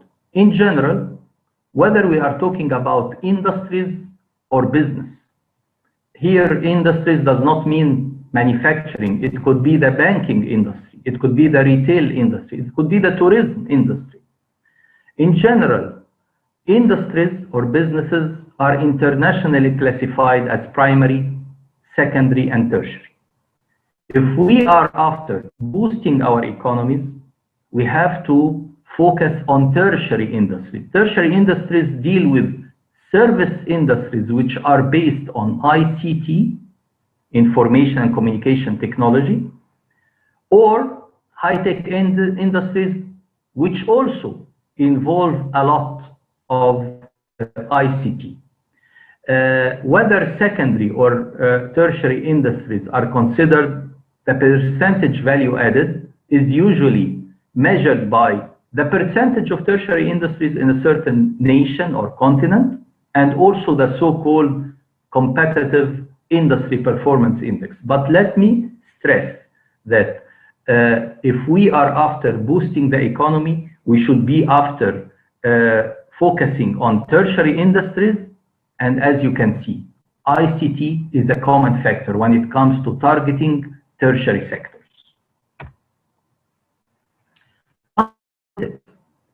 And some facts. If we are again after boosting our economies, we should know that two main features are common for countries which have high GDP per capita, high average salaries per capita, and high impact percentage of the overall global manufactured value added. These two features are high percentage of tertiary industries, whether ICT-based service industries or high-tech, and also high CIP index, competitive industry performance index. I have included in these two figures some statistics of USA, China, UK, Brazil, Mexico, but also sample 4 countries from Africa: Egypt, Kenya, Nigeria, and South Africa. We can see that when it comes to the percentage of service industries or tertiary industries, African countries are not performing bad, at least these 4 countries. They are, on the average, not high like United States, United Kingdom, France, but they are okay. However, the problem is in the CIP index, the competitive industry performance index. Most of our assembly industries are not manufactured in our country, imported parts. Most of our services are not high highly based on ICT, and we do not have many high-tech industries. This should be the focus, and this is the mandate of higher education institutions. Just to give you an idea on the impact on world manufacturer value added as a percentage, you can see that China and the United States, because of the two factors that we mentioned in the previous slide, they are dominating almost 40% of the manufacturer value added. Let me add to you, Japan and Germany, which are not included in this figure, together they contribute 15%. In other words, we have 4 countries in the whole world, United States, China, Germany, and Japan, which contribute 55% of the manufacturer value added worldwide because of, I would say, because of course, the education and the level of R&D and, of course, adopting strategies that would help doing so. There is another very important factor, which is keeping an eye on the demographic expectations. The aging index. The aging index reflects the percentage of population 65 and older to the population 15 and under. This is a measure of future workforce outlook. You can see that there are aging continents. Europe, by 2040, the aging index will be 200%. 200% means for every 2 retirees, there is only 1 European to fill in one of the 2 vacant jobs. On the other hand, in Egypt, for example, by 2040, the aging index will be 33%, which means that for every 1 retiree, there are 3 young people joining the workforce.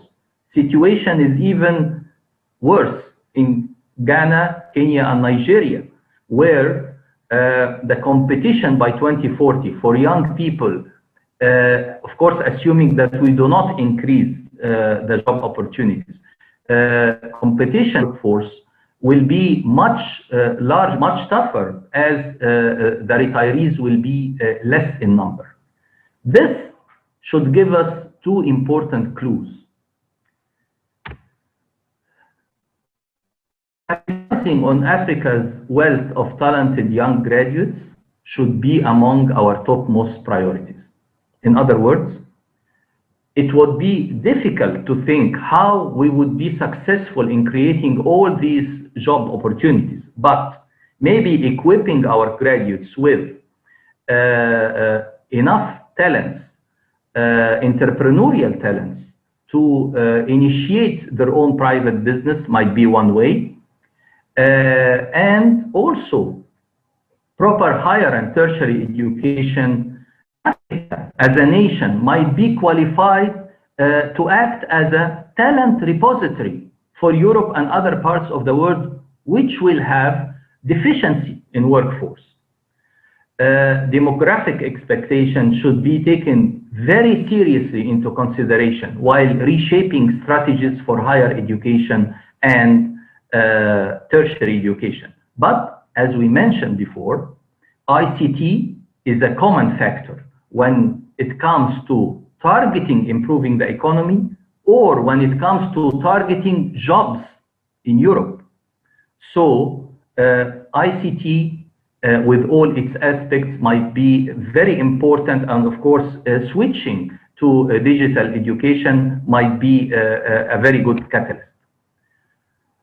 Okay, let's talk now about digital transformation of higher and tertiary education as a catalyst, a perfect catalyst to economic prosperity. I just wanted to mention historically that if we think of digital transformation only as distant learning, it's not only that, but the distant learning aspect stems back from the 19th century in very different ways. Since 1883, there was some sort of education through postage, through mail delivery. From 950 to 995, education via audio and visual aids audio tapes, video lectures via TV transmission was there. 990 to date, we have education assisted by audio and visual technology like DVDs, video tapes, video transmission, digital boards, digital whiteboards. Starting 1975 till 1995, we witnessed computer-assisted education, where education and training was done via maybe floppy disks through non-network PCs. But of course, the big boost happened when full computer and internet were utilized, distant learning, virtual classrooms, Wi-Fi connectivity, and so forth. The importance of digital education transformation in Africa, actually, because in view of the need to better equip African young generations with education qualifications to support prosperous Africa, digital transformation would help in making available education to more young people, maybe in remote areas, especially since the number of our higher education institutions and tertiary education institutions is limited, does not allow to fulfill all the education needs of our young people, and educating our young people is a must. In that respect, as clearly demonstrated, governments should envisage education budget allocation as investment in Africa's future, with very high return on investment potential, rather than expenditures. Without very well educated young people, it would be a problem. We won't be able to generate jobs. And think about it, Africans who succeed in initiating their business, who serve in boosting the national added value in their nations, they help their economy. Even Africans who work abroad help in transferring foreign currency to their nations through remittances. And you can see that a country like India is bragging about the large number of initially Indian citizens who are now on the top of the big companies throughout the world. Importance role of ICT in GDP further stresses, of course, the need young people to become extremely familiar and experienced with minimum ICT qualifications. Let me tell you, it doesn't have to do with their specialty. Humanities and social sciences, by the way, those who graduate from humanities and social sciences disciplines, these are the ones who potentially could serve in service industries. And if given the proper expertise in ICT, they could really help in creating more jobs and even in supporting their economies of their nation. It should also be pointed out that digital transformation is not about teaching. It's about management of higher and tertiary education institutions. For instance, we are, of course, encouraging mobility of our graduates between African universities, adopting, for instance, blockchain record retention of earned degrees could easily facilitate this mobility of tedious checks regarding the authenticity of degrees earned. Also, if we make use of remote lab facilities, we might alleviate the need to pump a lot of funds in duplicating laboratories in case they could be assessed through virtual lab or remote lab technologies, which are ICT based, which are digital transformation, another issue of digital transformation. Of course, making also students well exposed to ICT based business platforms could help them in creating their own business. You know, now there are platforms which have accounting, which have marketing. In other words, a young person who would like to initiate his own business does not have to hire an accountant at the beginning, does not have to hire a media campaign manager. He could make use of platforms that can serve that, provided that he has or she has a significant ROI, return on investment. It's extremely important to take into consideration both national and international future job needs while revisiting the digital transformation, higher and tertiary education strategies in Africa. Targeting quality higher education, by the way, automatically fulfills UN SDG goal number 4, quality education, and rightfully realizing the return on investment of higher education and making education available more and more to our African young people will, because it has its own return on the economy, will definitely support UN SDG goals 1, 5, 8, and 10. No poverty, an educated and then an uneducated, and of course, no discrimination between boys and girls. Finally, rightfully utilizing ICT aspects in R&D, in boosting the national added value, would definitely have put in Africa Agenda 2063, better food, better environment, less pollution, the same. So actually digitizing or moving towards digital transformation of higher and tertiary education is a must, not only for education, for fulfilling Africa Agenda 2063 and on the quest also for achieving economic prosperity. Thank you very much. Okay.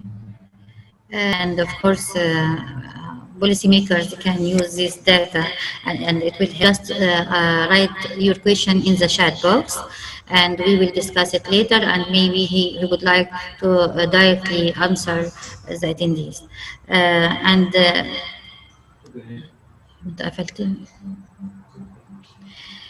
And now a small logistic information.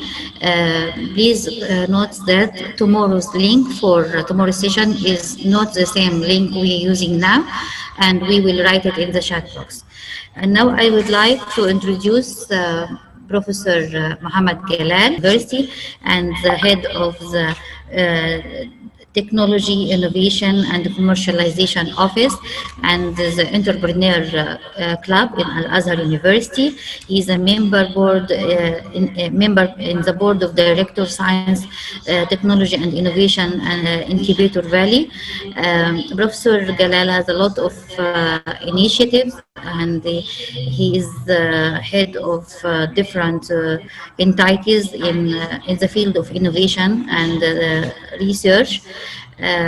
Please welcome Dr. Galal, and we will get a glimpse about the entrepreneurship club at Al-Azhar University, because this is one of the dreams that thanks for Dr. Galal, it become true. Thanks, Dr. Galal. Welcome. Thank you very much, Professor Amani. May I share my presentation? Yes, please.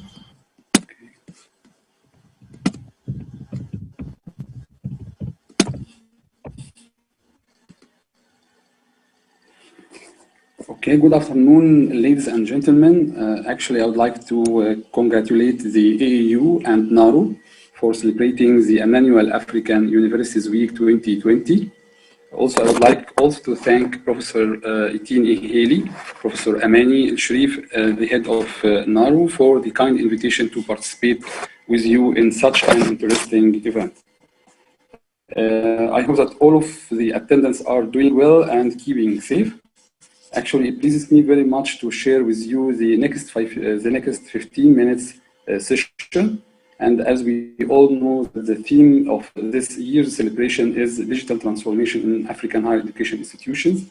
And Actually, my presentation will be about one of the most interesting and important hot topic today, which is entrepreneurship and its role, impact, and potential opportunities, actually, especially in the higher education institution. So my lecture is titled The Roadmap to Entrepreneurial University, and as Professor Amr Adli has mentioned previously, the importance of the digital transformation for making and creating new jobs and so on. And we will see that digitalization, technology transfer, technology commercialization, and entrepreneurship, all of these pillars are very important to be orchestrating. We have to orchestrate all of these pillars, especially in the higher education institution. And just to have mentioned about the importance of the entrepreneurial university and the entrepreneurship and the startup and how to create the startups and how to support the startups and spin-offs, especially for the universities. I will give just a small hint about one of the most promising startup which has announced this week. It is called BioNTech. And BioNTech is one of the startups which already established by young persons, which we call them entrepreneurs in Germany. This startup has recently provided one of the leading companies in the pharmaceutical industry. It's called Pfizer company to develop the vaccine of COVID-19.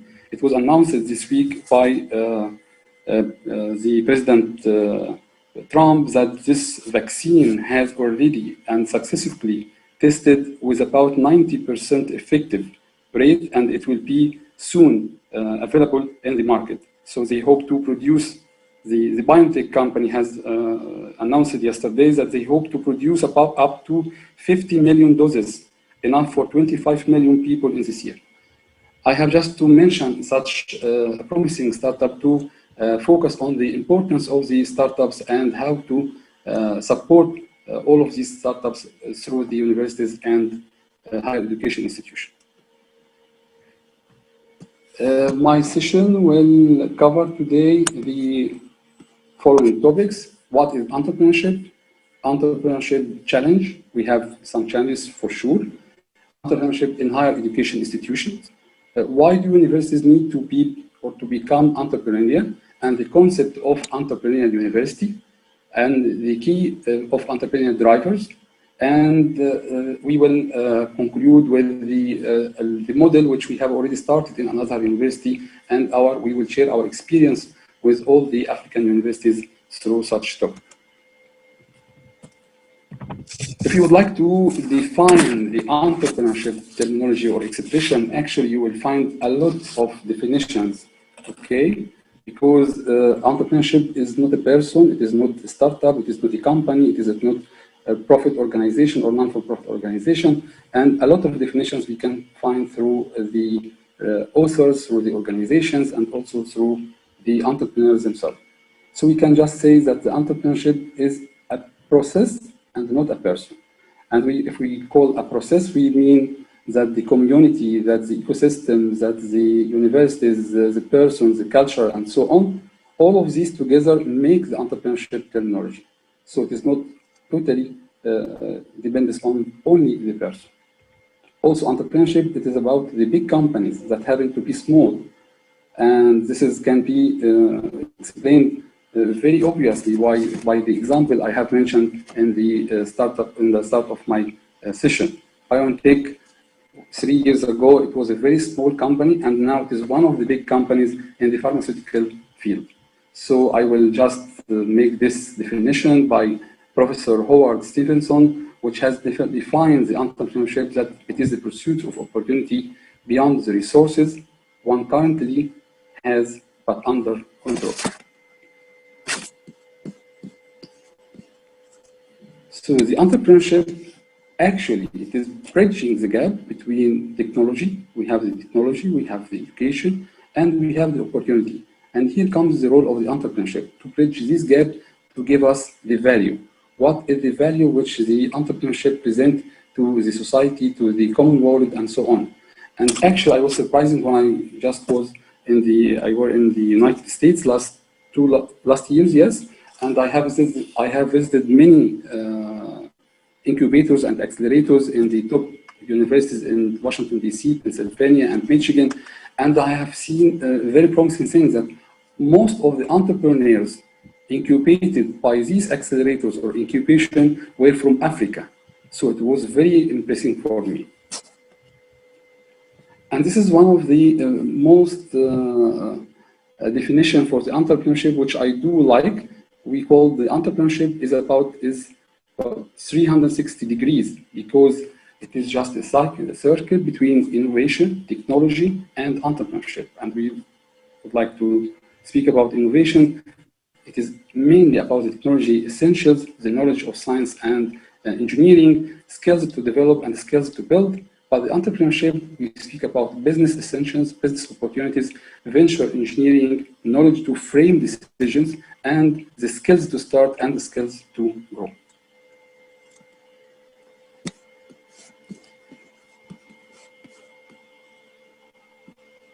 Here. Okay. I'm sorry. Now we will speak about what are the most important factors of the entrepreneurial university. The entrepreneurial university, it is a definition has come to call it the third grade of universities. We have a lot of things here. We can just speak about it. Yes, that's right.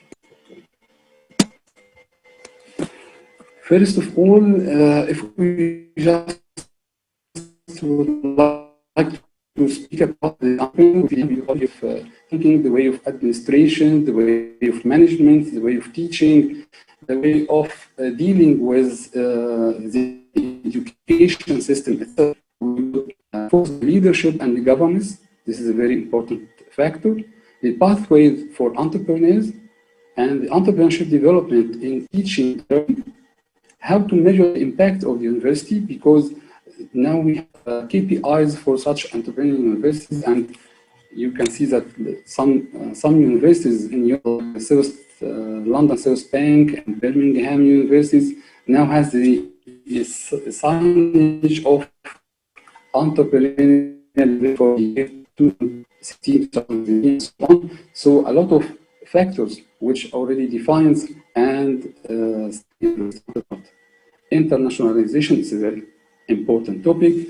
Organization, also capacity and people, because the capacity building of the head managers, also the staff and the students in themselves.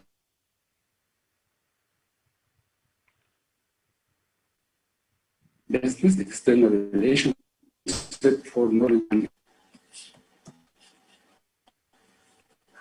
what university entrepreneurship can bring to the COVID-19 world. Actually, entrepreneurship can, in combination with digital transformation, I think the opportunity will be very high to have such impact and have impact on society, on the community, even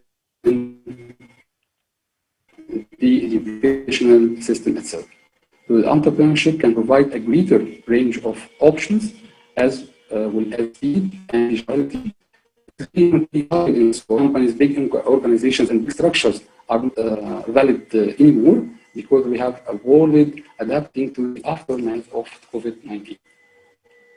Also, universities provide research, resources, and incentives and policies to support entrepreneurs and entrepreneurship.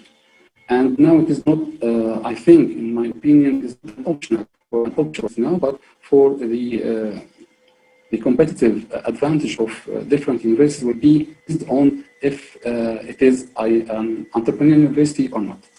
Education and training in entrepreneurship offered by universities will need to scale and adjust to the new demands of Great Reset. So, the key entrepreneurial drivers, there are about 5 main entrepreneurial drivers, and we will check it together. The base of the pyramid, basic infrastructure. Without any basic infrastructure, I think entrepreneurship will not have the opportunity to be grown through the big system.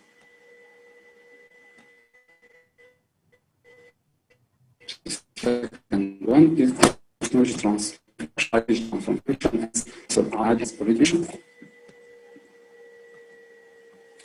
The business support, and this is also important because it is not dependent about that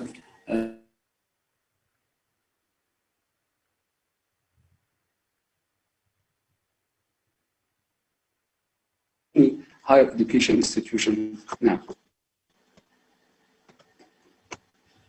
And the engines of innovation. Do we have some pillars in the ecosystem which can support the innovation, because and entrepreneurship, all of these are main pillars of the whole. As an example, do we have technology transfer unit? Do we have IP policy unit? Do we have incubators based university? Do we have accelerators? Do we have co-working spaces? Do we have initiative? And I mean mental initiative, all of the information which already pipeline, which provide the entrepreneurial ecosystem of any entrepreneurial community. And the last one is the connected ecosystem, because as I have mentioned previously, we have different pillars, and the gap between these are the units which already I have mentioned that it would support the entrepreneurial driver, TTOs, incubators, accelerators, university e-clubs, and this is one of the most important initiatives has already initiated by the Egyptian government, by the ASRT, the Academy of Scientific Research and Technology, and I would like to thank very much Professor Dr. Mahmoud Saqr for the most important initiative related to the entrepreneurship and the digital transformation. And also we have one of the most important and promising incubation program called Intilaq.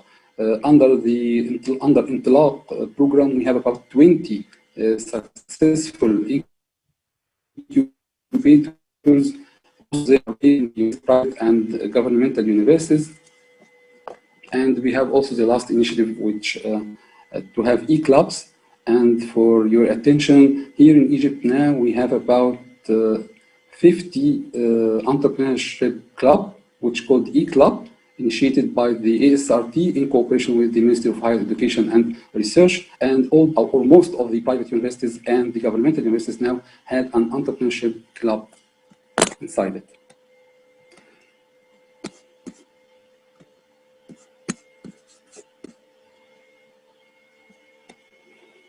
So, what are the future key pillars of effective higher education ecosystem? Okay, we have three main pillars, which called innovation, as I have mentioned, entrepreneurship, and technology. And if we speak about innovation, we should focus on the patents and IP policies, because IP policies actually is important now for commercialization, our research, and for IP policy now is one of the assets. It has been considered as assets which equal money. So our research now is equal money. And when we license our innovation or our research from labs, from faculties, and so on, so we have the whole cycle of innovation to IP policy to the market. The second one is the entrepreneurship. It's called, like I have mentioned before, e-clubs, incubators, accelerators, working spaces, and so on. And the technology like technology transfer, technology commercialization, and also the digital transformation, which is very important topic, I think so. Now, quickly about Al-Azhar University, because we will see now, we will show you the model which we have already started on Al-Azhar University. Al-Azhar University, for your attention, it is settled in Cairo, Egypt. It is one of the oldest universities, about more than 1,000 years up to now. We have three main campuses in Cairo, the capital, in Tanta, in Delta River, and in Asyut in Upper Egypt. We have now about 90 faculties and 52 research centers in different specialties. And we have more than 30,000 undergraduate students. We have about 30,000 foreign students from about more than 100 nations come to Al-Azhar University to study in different aspects. So, Actually, about 7 years ago or 5 years ago, actually, yes, 5 years ago, Al-Azhar University has been moved very strongly to be an entrepreneurial university. And we have applied this strategy. As an example, we educate people. We have the ability to cope on both global and personal levels. We create knowledge. We improve our own financial situation. We monitor the environment besides us. We respond to change and signals. What are the 9 executed steps which already Al-Azhar University has already implemented to improve the internal innovation system? We have activate and support the innovation process from basic research to product innovation and to the market. Prototypes and demonstrators like through different entities like design houses and so on.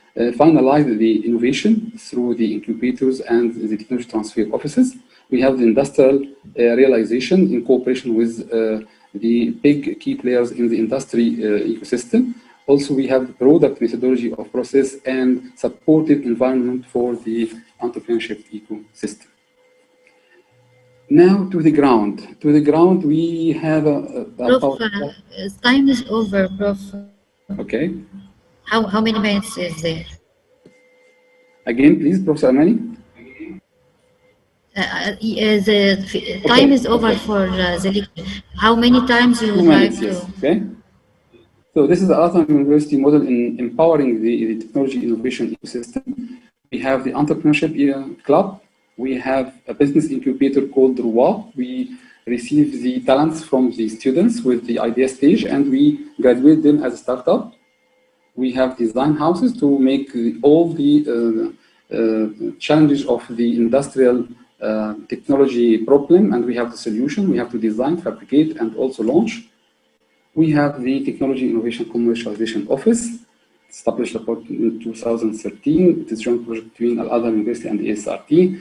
And in 2019, we have ranked number 1 in Egypt among 48 TTOs in most of the public and private universities and research centers. And these are the main units we work through. We have Technology Transfer Unit, we have Grants and International Cooperation Unit, we have Technology Innovation Support Center, it is called TISC. And now to the Technology Business Incubator.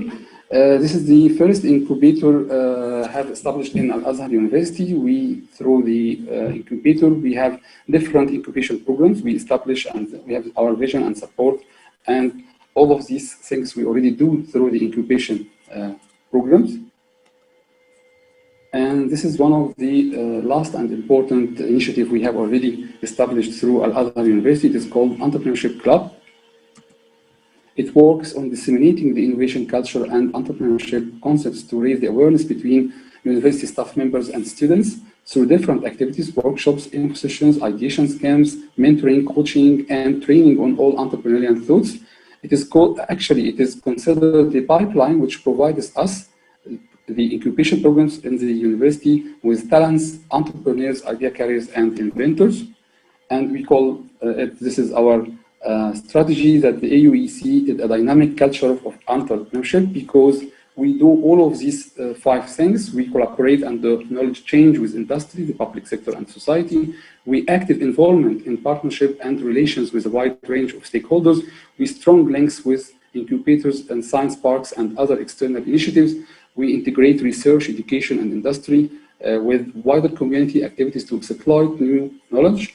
Lastly, we provide opportunities for staff and students to take part in innovative activities. So the 9 success factors actually, again, to the educational institute, the technology management, and this is an important slide in my opinion, the technology management, the industrial relationship, science and technology equipment, financial sustainability, organization management, strategic orientation, communication competence, scientific relations, and human resources. This is the design house. It is an initiative from research to market, because we transfer and we commercialize the research comes from the labs, from the faculties, from the staff to make it in the market by designing, fabricated, and processing. this was the last slide, and thank you very much for your attention, and thank you, Professor Amani, and I'm so sorry for the extra time I have already taken. Thank you.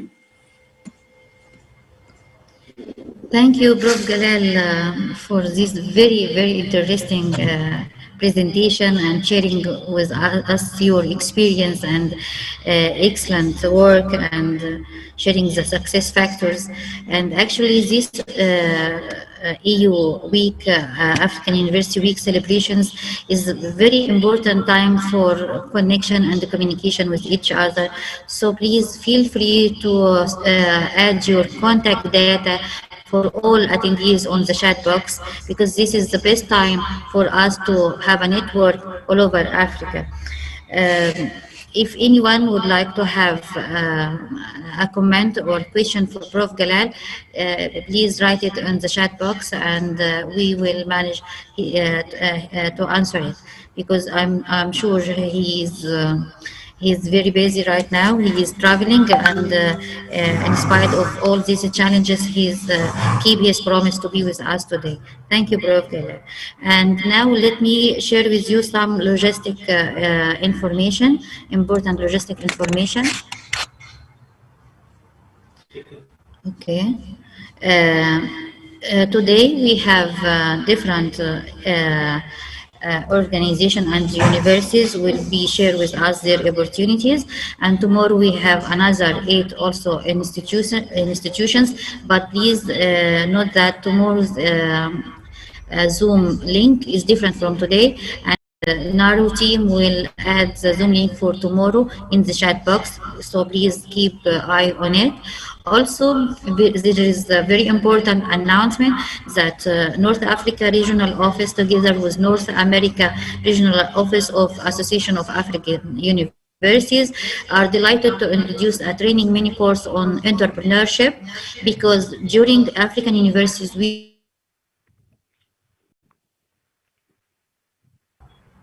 Africapreneur, okay, and we have a generous offer from the Global Institute of Planning and Sustainable Development to having this course on Thursday and Friday at 7 p.m. Cairo local time, 5 p.m.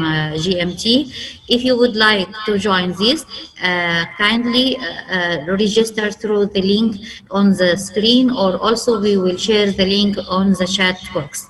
It's free and it's fully funded by the Global Institute, and it's a collaborative activity between different regional offices of Association of African Universities. Another hint, some of you asked Professor Amr Adli to share his presentation, and as usual, he is a very generous gentleman, and he sent his presentation, and we will add it on the chat box, so feel free to download it. If you also can send us your emails on the chat box, I think it will be better to send the PDF. My team mentioned that it will be easier to send it for your emails. So please write your emails on the chat box, and you will get the presentation once we get your email. And now it's time to introduce Al-Azhar University, very big organization, the World Organization for Azhar Graduates. And at the beginning, I would like to thank the Grand Imam, Professor Ahmed Al-Tayyib, and the President of Al-Azhar University, Professor Maher Sawi, for all their efforts that support NARU and make it happen and make it real. And we will have a short movie about Al-Azhar in the sight of international students. So please, Muhammad, if the video is ready.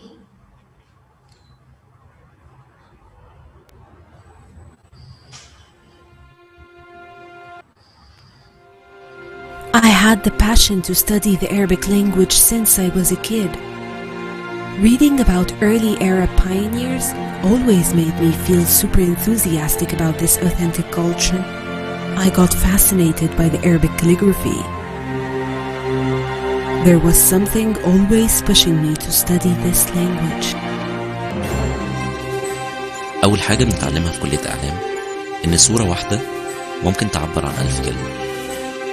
أهم حاجة واحنا بنختار الصورة لازم نتأكد إنها تستحق فعلا إن كل الناس تشوفها.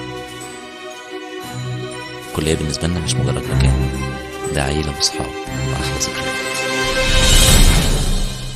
Mon objectif, ce n'est pas d'apprendre une langue étrangère. Ce qui m'intéresse, c'est plutôt la communication avec les autres. Si nous parlons plusieurs langues, nous allons certainement mieux comprendre le monde qui nous entoure. Étudier une langue étrangère ne m'a pas seulement permis de comprendre les autres, mais aussi de me faire des amis et de trouver de nouvelles familles partout dans le monde. Pengajian perubatan merupakan salah satu impian yang mampu dicapai di sini.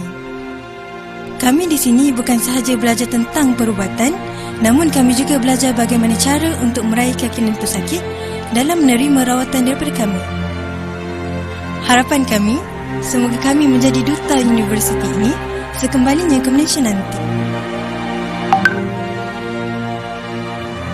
Tempat ini bukan hanya sekadar fakulti, tetapi ia merupakan rumah kedua bagi kami.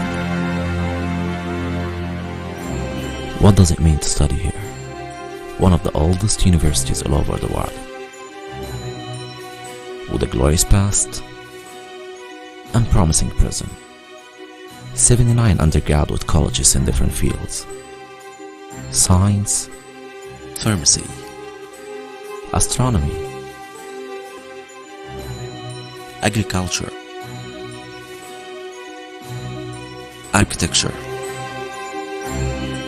engineering, art, sports, language, and Islamic studies. 46 research centers,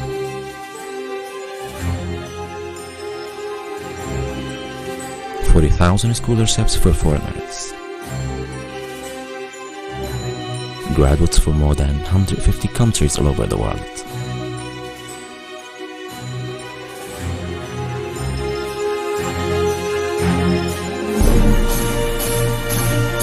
Welcome to Al-Azhar University.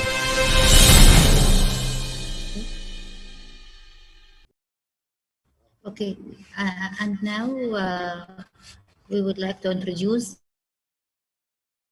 the organization for Al-Azhar graduates. Please go ahead.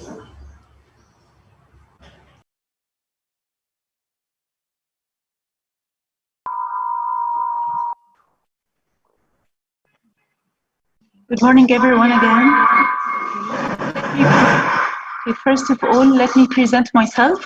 I am Ayat Nabil, a representative of the World Organization for Al-Azhar Graduates. Today, I'm honored to present you with a brief about the organization and its major activities and entities.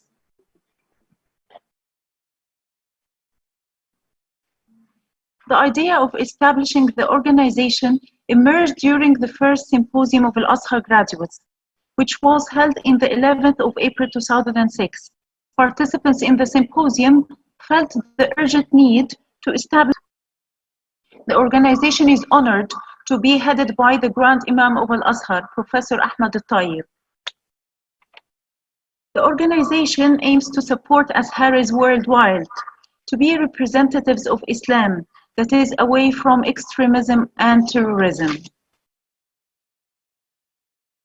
Now, I'm going to present you with the major organization activities and entities. First, Sheikh Zayed Center for Teaching Arabic to Non-Natives. It is a world center for teaching classical Arabic to non-Arabic speakers.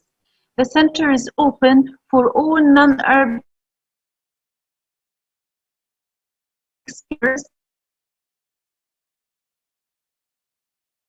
willing to learn Arabic and master its skills. The center has already forward to having more branches in Brunei and Malaysia. The number of students studying at the center exceeds 4,000 students from 103 universities. It is of prime importance to mention here that during COVID-19, studying did not stop, but it continued online. One of the major projects the organization embraces is e-learning. In collaboration with Al-Azhar University, a project was launched for teaching Islamic and Arabic studies. The program is open to people across the world to study Islamic and Arabic studies and obtain a bachelor's degrees in the Islamic studies at the end of the program. The organization gives due care to international students. They are one of the pillars of the organization. It is important here to mention that the organization is keen on the international students springing from the future role they will play in the countries once they return after studying at Al-Azhar University. They are the ambassadors of Al-Azhar and Islam. One of the major projects the organization sponsors and provides is training courses. The organization offers advanced training courses for preachers and imams working abroad, especially in the countries with Muslim minorities. These programs aim to graduate qualified imams and preachers according to modern curricula and to shield them with cultural awareness to enable them confront approaches of exaggeration and extremism. Moreover, once they are trained, they become qualified to spread the moderate approach of Islam in their countries through restoring the role of mosques and developing methods of preaching. During COVID-19, training courses did not stop, but it continued online, and we succeeded in training 423 imams. We already trained imams from Asian and African countries. Asian countries include Bangladesh, Pakistan, India, and Indonesia.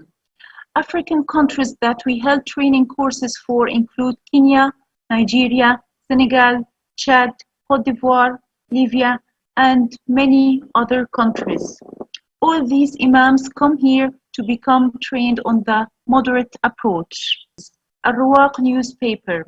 It is a monthly newspaper published in 5 languages: Arabic, English, Urdu, French, and Malay. The organization publishes it to reach all Azharis worldwide and to tackle issues related to the Islamic world. Another publication of the organization which is regarded as a great success is Noor Magazine for Children. It is a monthly magazine that targets children to protect them from exaggeration and violence at an early age. It also aims at enhancing the children's national affiliation and improving their awareness of the Egyptian culture and history. Through entertaining cartoons, children became aware of the championships of the armed forces, and they are presented with the stories that support the scientific and logical way of thinking, which is very important in their life afterwards. The magazine has pages on social media websites in order to open channels for communication with the children to be able to express themselves. The station has already produced 3 animated series for children. The first one was Noor and the History Gate, which highlights the significant role of Muslim scientists in early ages. The second one was Noor and the Super Trips, which focused on the necessity of increasing the children's interest in scientific research and discovering.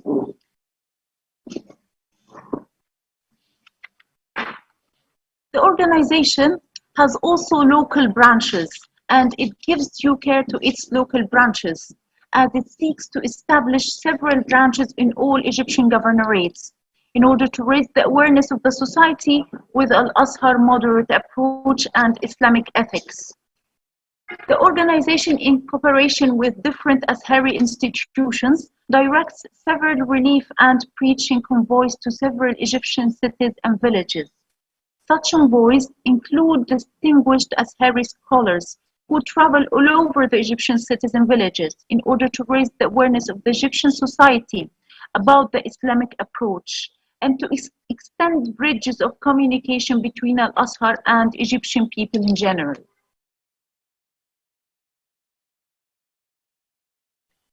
The organization did not only extend locally, but also abroad. It has established a number of branches abroad.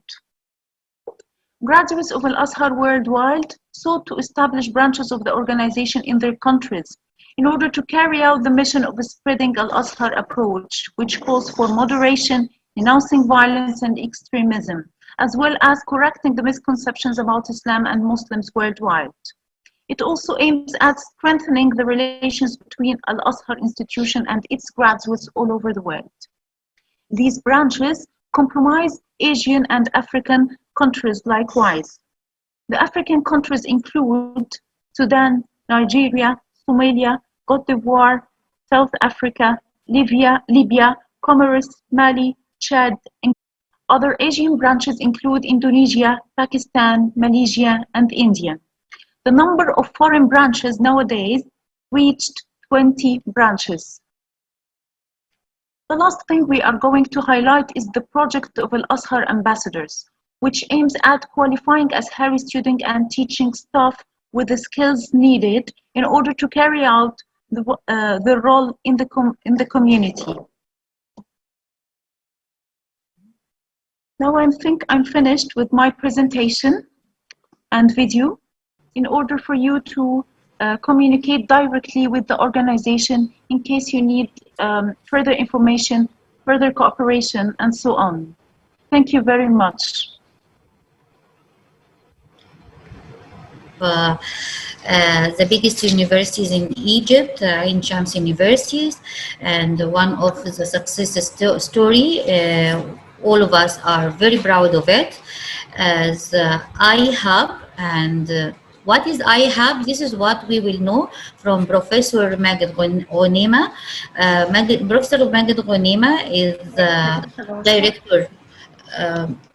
Is the director of the Ain Shams University Innovation Hub, and also Dr. Maged obtained his bachelor master degree from Electronics and Communication Department at Ain Shams University, and he obtained his PhD in computer and moved to Nevada as a senior circuit designer. Prof. Ghanema has more than 50 publications in top peer-reviewed journals and conferences, and he is co-founded for 3 startups in the field of electronics system and software. Prof. Ghanema had led the mechatronic engineering department at Ain Shams University, and also he is a manager for the Ain Shams University iHub. So let's know more about iHub, and welcome Professor Ghanema. Welcome, Prof.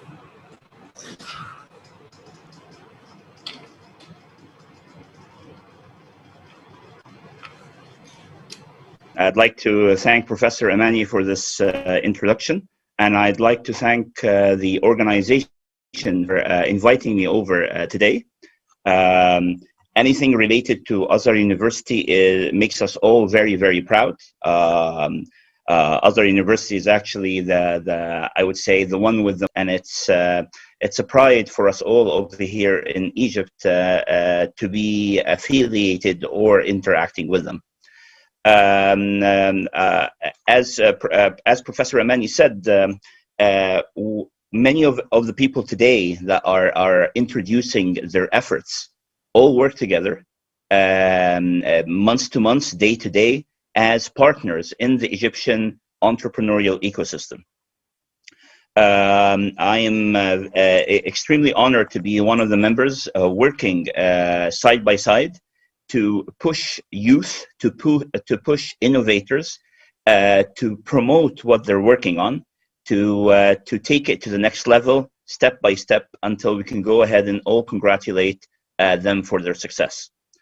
I will share a few slides over here.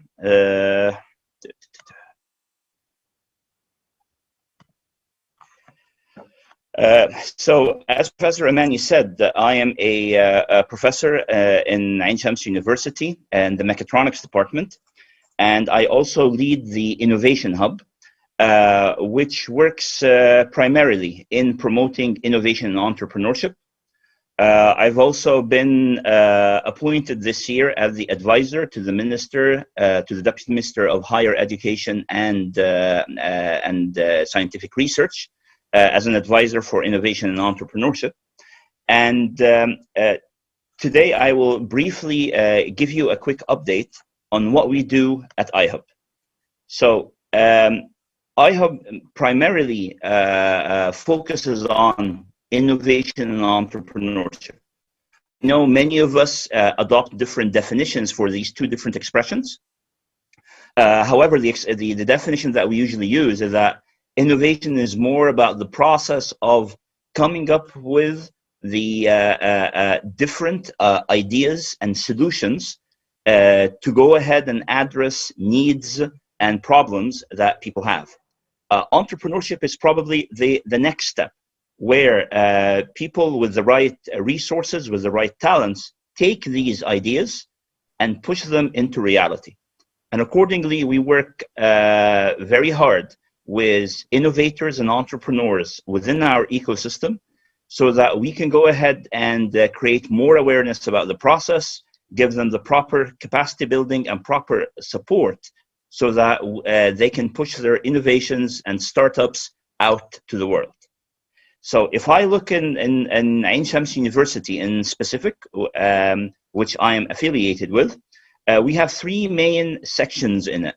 So we have one which is primarily focused on undergraduate studies, another one with postgraduate studies, and the last one which is with community services. If I would go ahead and represent, iHub works side by side with all of these different divisions, acting as our fulfilling two main roles. One of them as a technology transfer office, where they take in all the different innovations, research, ideas, and try to commercialize that and match them.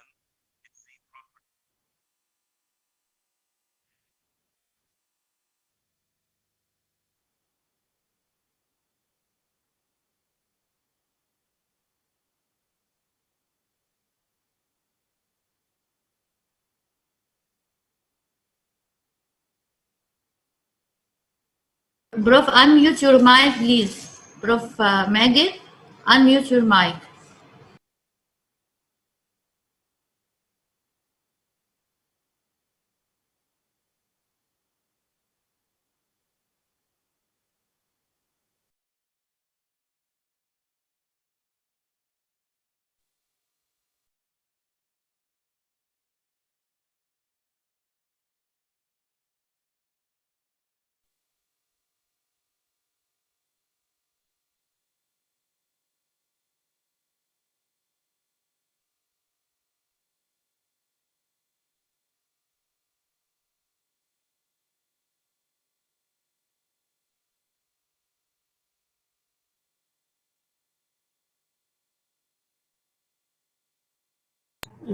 Hello, Prof. Magid. It seems you muted your mic. Please unmute because we cannot hear you here.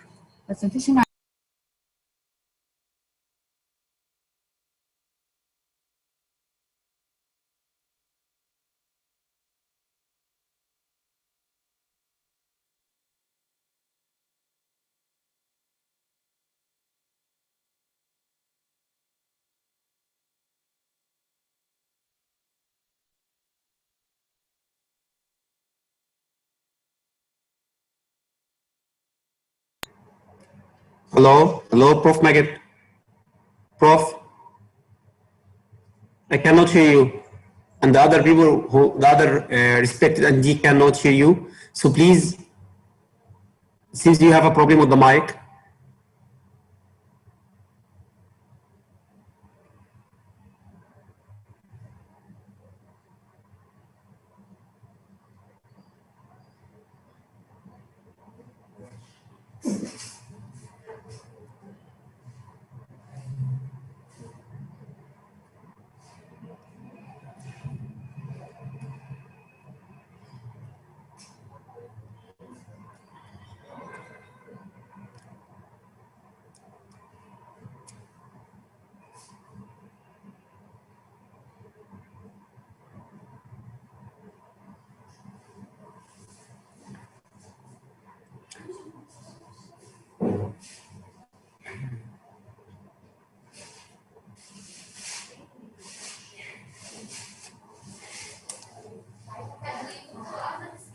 تقدر fix the problem.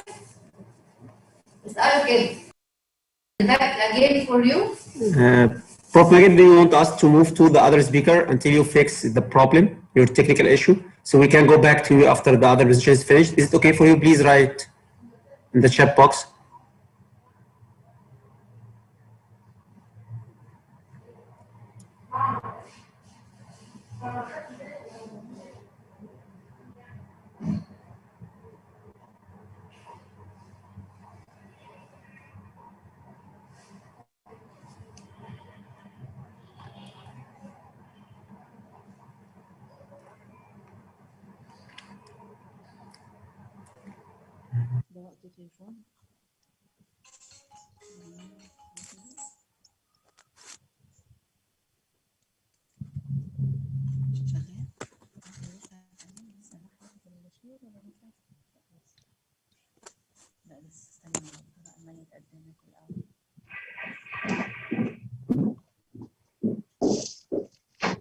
Okay, Prof. Can you hear me now? Yes, Prof. Yes.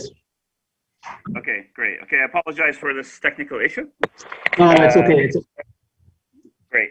So again, so iHub works hand in hand with the different researchers that we have on campus so that we can guide the research that they're doing in the direction of what the industry wants. We also work very strongly with our undergrads so that all the different hands-on projects that they're doing is in line with what the different market sectors is expecting.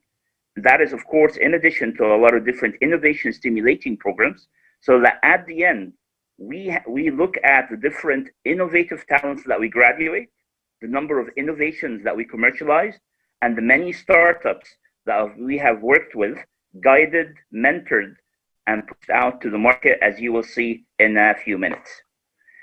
And we're also very proud that this same methodology has been adopted by the Egyptian Ministry of Higher Education and Scientific Research as one of its pillars that they are pushing out in the Egyptian vision towards 2030. To better understand what we work on, as you know, NASA has actually taken any technology and have created what they call the technology readiness levels. In universities, most of what we work on as professors, as researchers, we usually take ideas from one stage, from an idea stage, all the way towards what we call a proof of concept. This is primarily what R&D labs in universities do, and they primarily work on a big R, more research than development. But all of them have an eye toward the end of the road, and this is toward the production. These are probably when the technology has matured to a technology readiness level of 7 to 9. But usually, most of the research projects that professors, the researchers have, usually just stop over there. They do not go beyond a research paper in a research journal.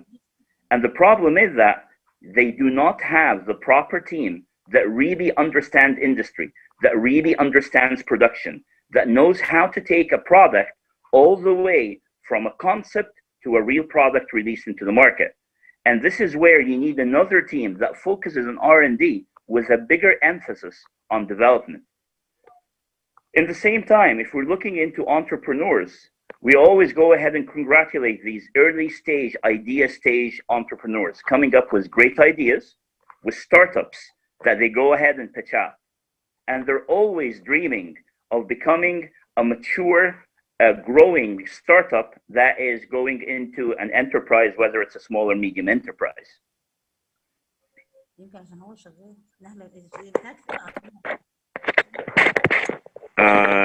I think something got interrupted.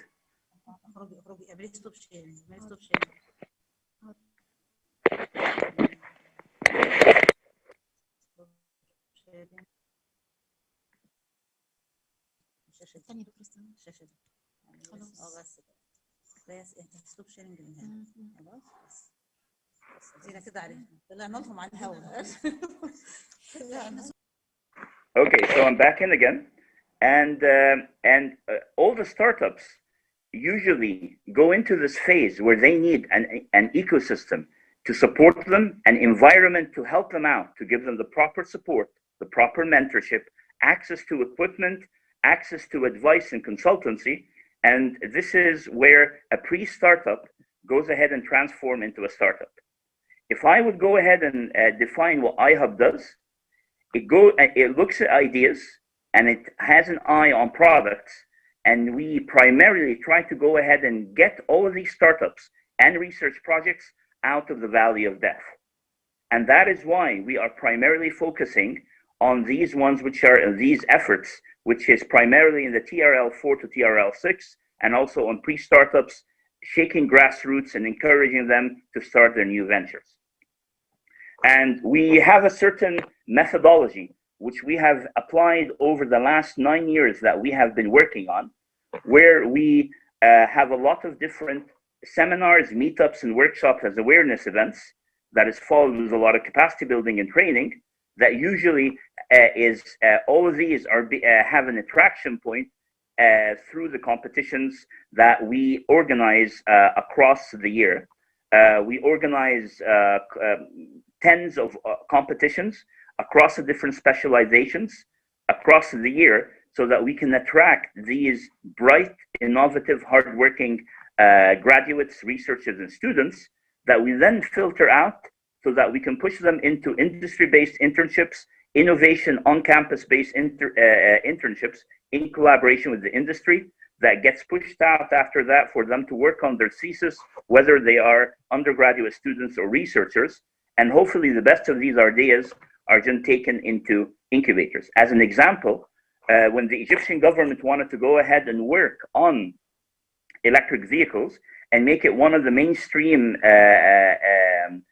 efforts that are pushed across all the different universities, they came to us and we came up with this complete track to push out EVs or electric vehicles into the Egyptian universities. And we held this competition, which is ever, and we're doing it right now for the 3rd year. And I invite every single university over here to participate with us, hopefully next year in 2021. In 2020, our final race is going to be on the 19th of December. And throughout the year, we work with the universities to give them the proper capacity building. We then, after we give them the proper training, we ask them to create their concepts, that we sit with them, filter them, select the best and shortlist the best teams. So last year we had 31 trained universities that we provided them with more than 144 training hours. And then we shortlisted 15 that we worked with them on their concepts. After that, we worked with them so that they can push out their proposals, and they went ahead, took their designs that we have reviewed very carefully with them, provided them the needed consultancy across the different sectors, from mechanical to electrical and so on.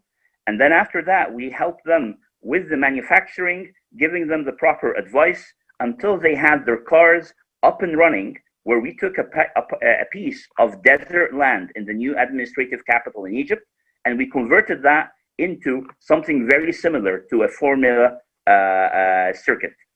And this is where we had these 15 teams with the, of course, they were accompanied with the ministers and a lot of the CEOs of the partnering companies to witness these 15 university teams that designed, manufactured, assembled, and tested their electric vehicles from scratch.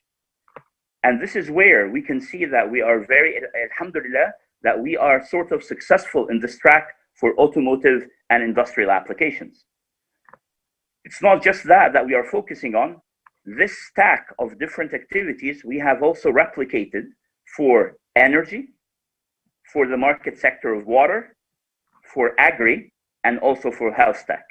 And of course, these are all being strengthened with the different disruptive technologies such as AI, the digital transformation technologies, robotics, and additive manufacturing. And accordingly, this is where we created these different incubators. The first one that was started was the AI incubator that we pushed out. And during the next 4 months, we'll be pushing out an automotive and industrial application incubator.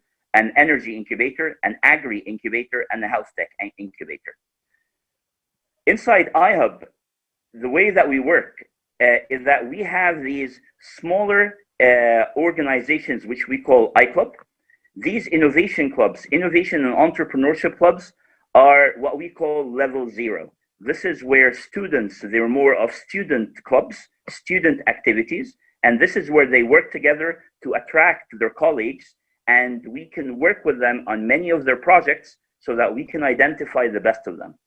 After that, they are then taken into our organization, providing them with business consultations, co-working spaces, maker spaces, and our design house, which we're proud to have, and I'll introduce that in a few minutes.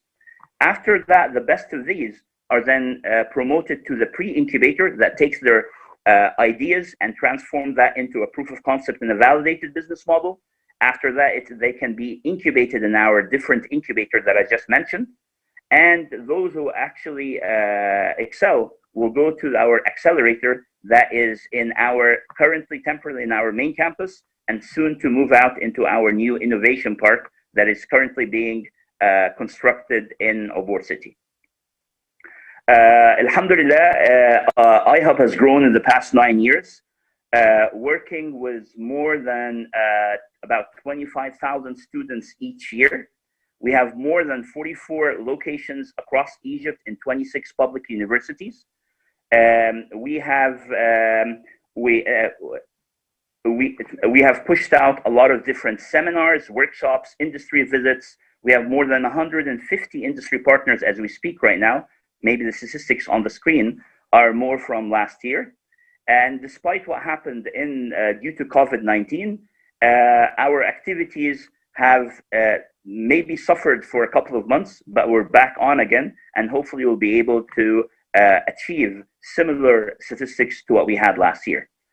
We're very proudly supported by many of our strategic partners, such as the Central Bank of Egypt, the Academy of Scientific Research and Technology, NTRA, STDF, the UN in some of its entities. And we're also very proud of those 150 different industry partners that are inside of Egypt and outside of Egypt. And this is where we give the opportunity to our innovators to push out their innovation, not just in Egypt, but also availing them a soft landing in the different 10 countries that we work with.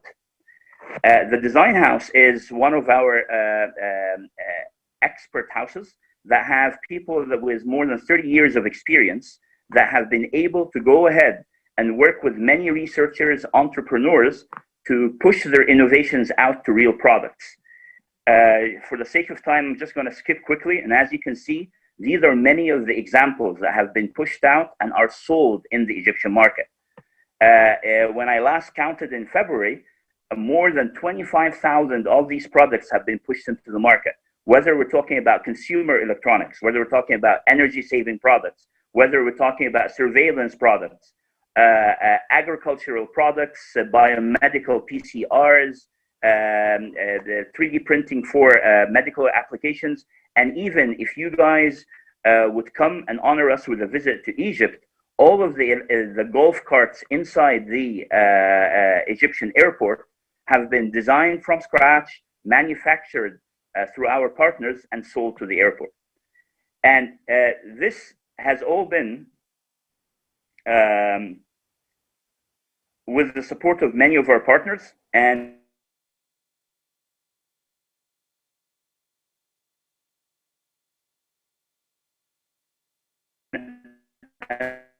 another example that we have,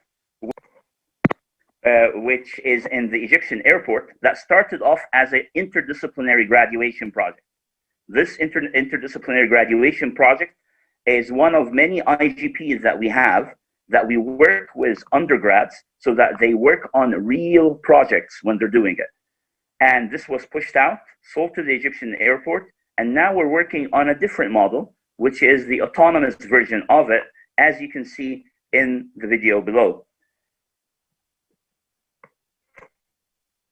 And this has been tested out, and it was with the support of ITIDA in Egypt, and also with our partners in Spain. There's a lot of different partners that we work with hand in hand. These are all collaborators from different universities, different organizations in Egypt. And it is because of them that we're able to go ahead, whether they're working in the EdTech, health tech, technology, SaaS, and jobs and careers, marketplaces, all the different sectors over there. These guys are doing an awesome job. And I'd like to thank all of our collaborating entities that were able to go ahead and push that. But from iHub itself, we've worked with more than 200 startups in the past 9 years. 25 of them are still alive, and we're proud of that. And we wish them all the best as they go ahead and push their products out. That has a mobile application that uses artificial intelligence to help people memorize Quran, so that you can go ahead, recite the Quran, and then get actual live feedback, giving you scores on some of the different recitation abilities, irrespective of your mother tongue, irrespective of your background.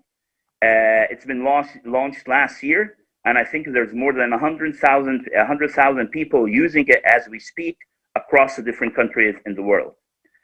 We've also got AgriSource data, which is in the agri-tech space, and they have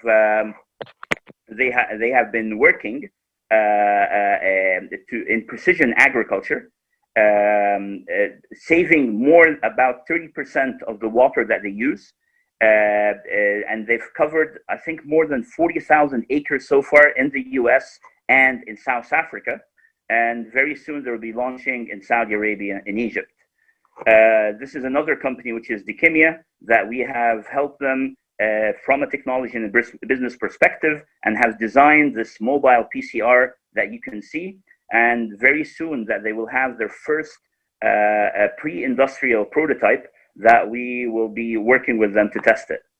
There's also PassApp, which is in the access control business. Praxi Labs, which have virtual labs that was very, very useful for all universities and schools. And I think we have pushed more than 20 deals alone just in the past few months. They're doing an awesome job, and I hope they continue their growth. Garment.io is one of the startups that are working on Industry 4.0 in the garment industry, trying to go ahead and maximize the efficiency of these industrial lines. Genui is working on stock trading assistance. Shadoof is another great company that is working on vertical farming. Proteenia is working on insect farms, using biotechnology to go ahead and there are a lot of different examples, and I don't want to go through all of them. But again, these are all the different startups that have worked very hard over the years, and we are proud to be part of their success journey. And again, this would not have been possible without the different collaborators and partners from the industry and from the ecosystem in general. I'd like to go ahead and thank again the organizers for organizing this great day today.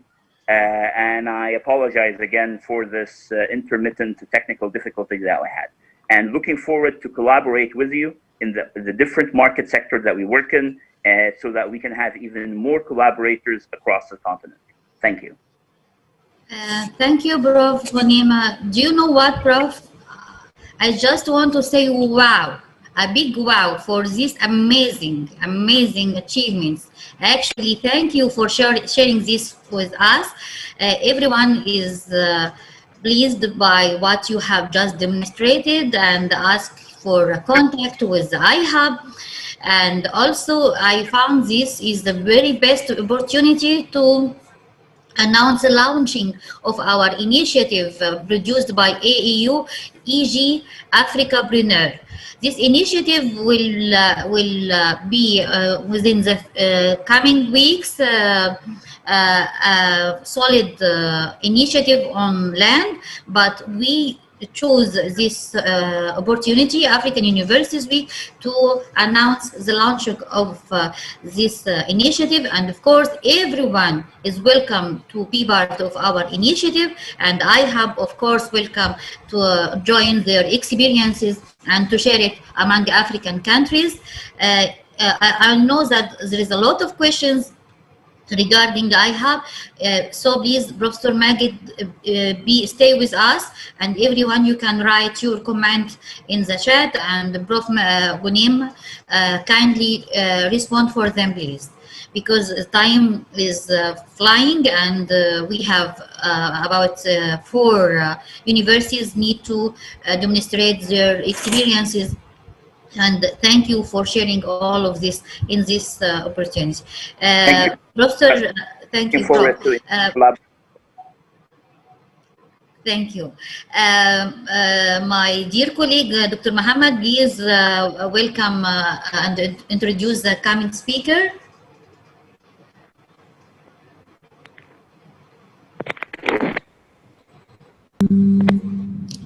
Yes, Prof, it's with us today. Our honorable speaker, Prof. Iman Abu Talib. She is the manager of Entrepreneurship Club of Helwan University, and she also is associate professor of at the Faculty of Applied Arts, Helwan University, and she is a manager of Entrepreneurship Club, Helwan University since 2020. Prof. Abu Talib, she is the manager of Quality Assurance Unit, Faculty of Applied Arts from 2015 until now. She supervising many students' projects, and she is working with the collaboration with the Academy of Scientific Research and Technology, and also she is a reviewer of many students' projects to support the excellence in the Ministry of Higher Education 2013 and 2014. Please, Prof. Iman, it would be our pleasure to welcome you today, and please all welcome with me with Prof. Iman. Dr. Iman, please go ahead.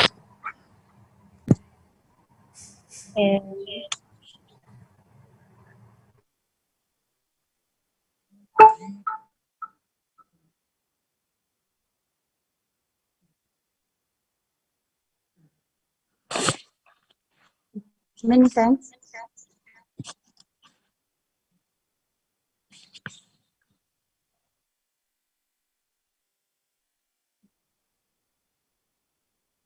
I participate in this conference to present our E-Club in Helwan University. I present this presentation with Professor Dr. Maysoon Qutb, the Dean of Faculty of Applied Arts.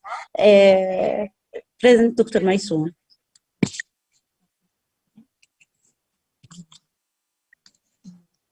Good evening, everybody, ladies and gentlemen. I am very happy to be with you today. I am Professor Maysoon Qutb, Dean of Faculty of Applied Art and Professor at Advertising Department in Helwan University. Today we are talking about E-Club in Helwan University, our project funded by the Academy of Scientific Research and Technology. Our activity started in July 2020. Our vision is the Entrepreneurship Club to become a regional center of excellence in the creation and the nurturing of knowledge economy, and to transfer ideas into realistic solutions.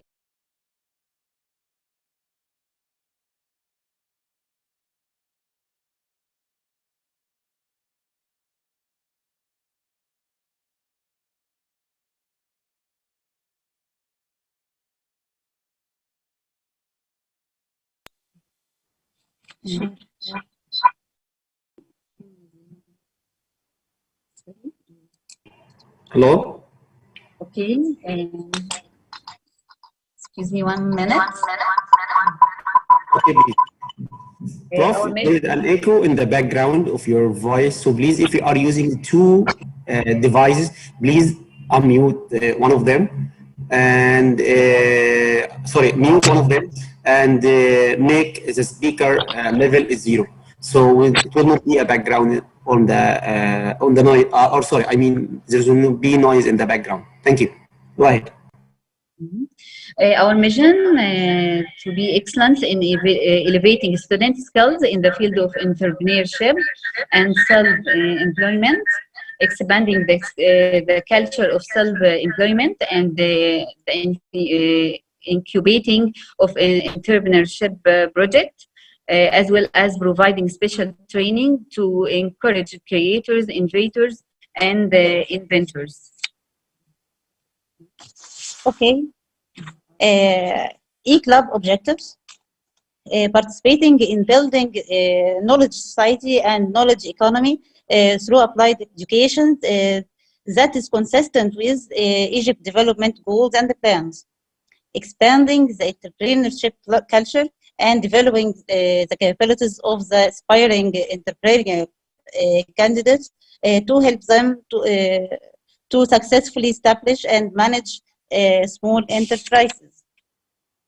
Establishing culture of entrepreneurship to develop the motivation for self-employment in cooperation with the relevant authorities in society. Enhancing the entrepreneurial capabilities of students from different educational levels to find promising entrepreneurial ideas for future projects. Providing a positive environment to incubate creative ideas and entrepreneurial work for students and graduates both inside and outside of university. Providing semi-industrial prototypes for a smooth transition of ideas from basic research to product development to product deployment in markets. Marketing innovations and high quality research ideas, both locally and regionally. Launching companies based on locally self-development technology. Our activity started on July 2020 by publishing a page on Facebook for E-Club, Helwan University. We made also an announcement of a brochure about the entrepreneurship E-Club of Helwan University.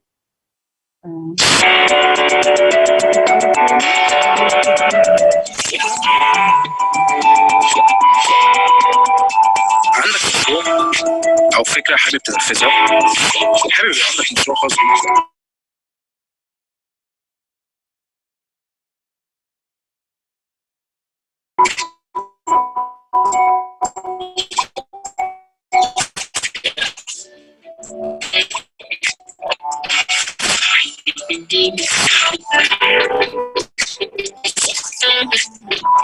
نادي الرياضي بتعمل بجامعة حلوان ليه أسئلة واللي بتحلم بيه.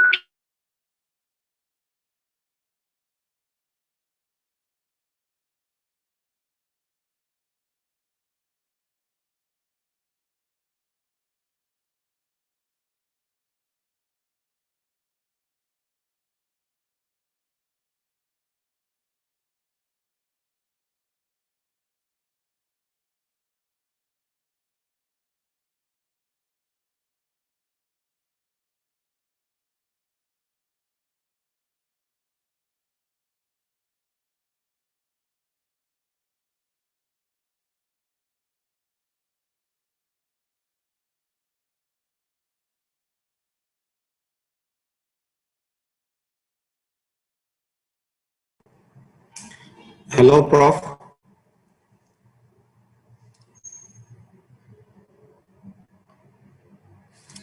Prof, please unmute your mic, please.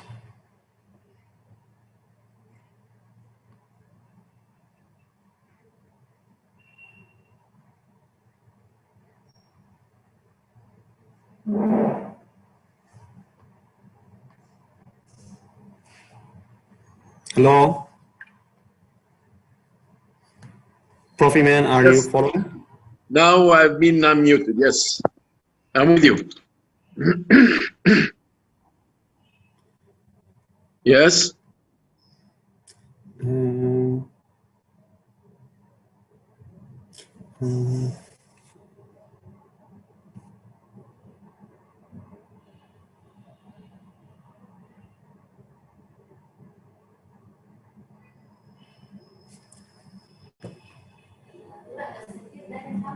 نعم. ما هو اللي يخش.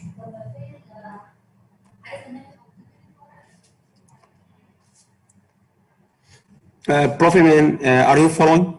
Prof. Iman, we cannot hear you. So please, if you are still presenting, you can please unmute your mic.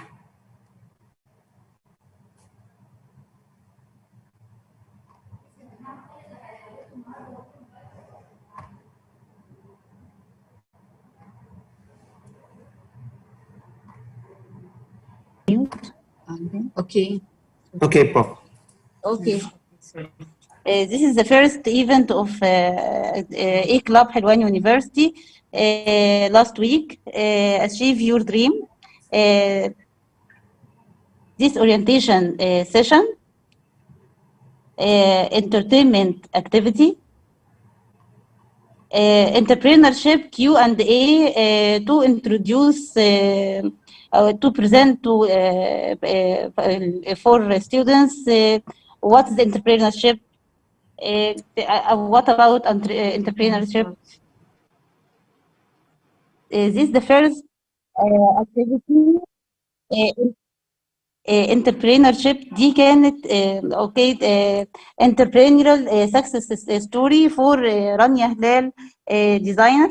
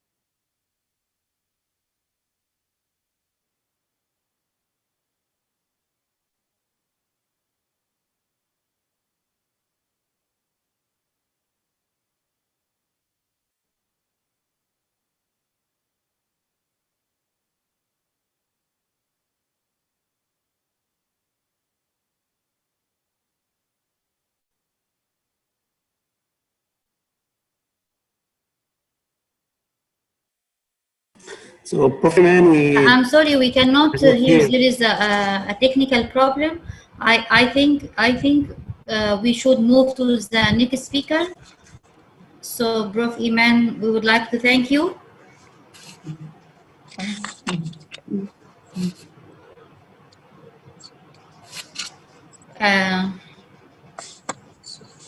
Thank you, Prof. Iman. Thank you very much. I'm so sorry for the technical problems for some of our speakers.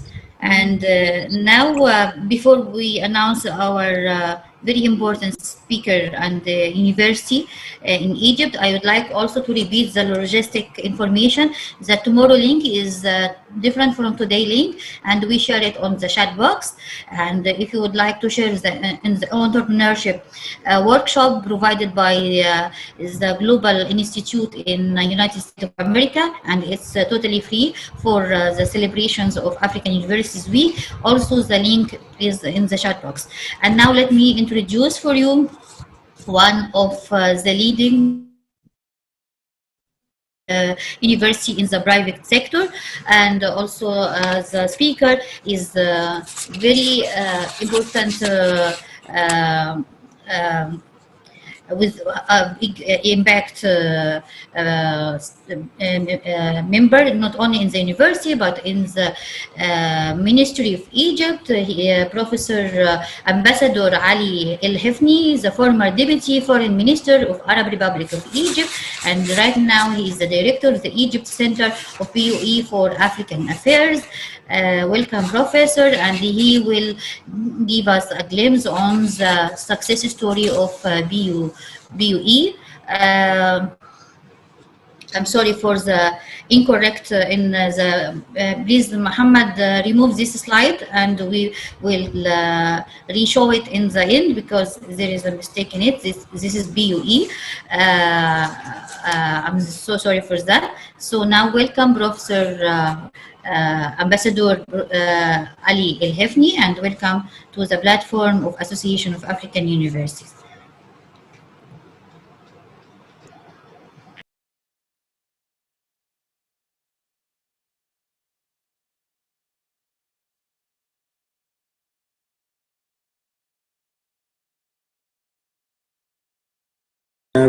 Prof, the Ambassador El-Hefni, please unmute your mic, please.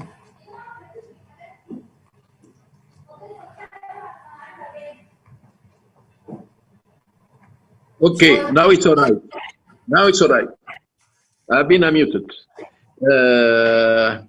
Good afternoon, everybody. I would like to address a special thanks for your invitation as the African Universities Union. It is my pleasure to be among you here today, and without losing too much, I'd like to introduce ourselves as the British University in Egypt, which is at the center of which there is the Africa or Egypt Africa Center that I am directing it. I am the director of the Egypt Africa Center. So I will introduce the British University in Egypt because I assume that for some, at least, if not more, they are not familiar with the university. So I will ask you I will share with you a video which will last for almost 5 minutes, and then I will proceed. So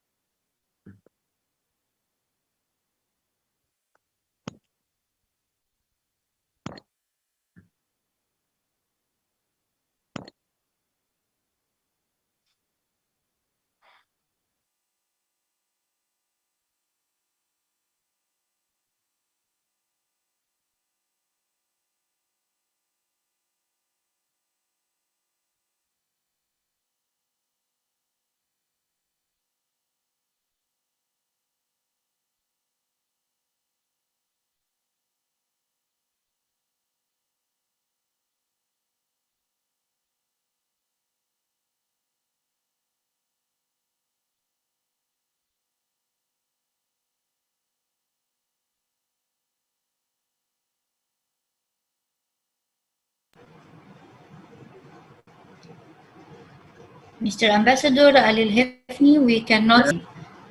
Are you there? I am here.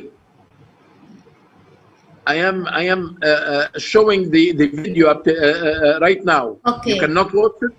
I don't know, but let's see. Let's wait for a few seconds, because now we have the flag of UK and Egypt together. That's it. But Maybe this is the beginning of the video. The video is being shown right now. It takes time to be loaded online, Mr. Ambassador.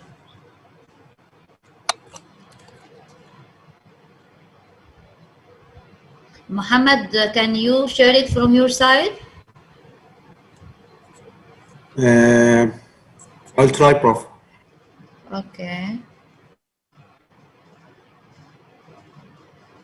And also, Mr. Ambassador, can you keep trying to play the video? I am. Okay.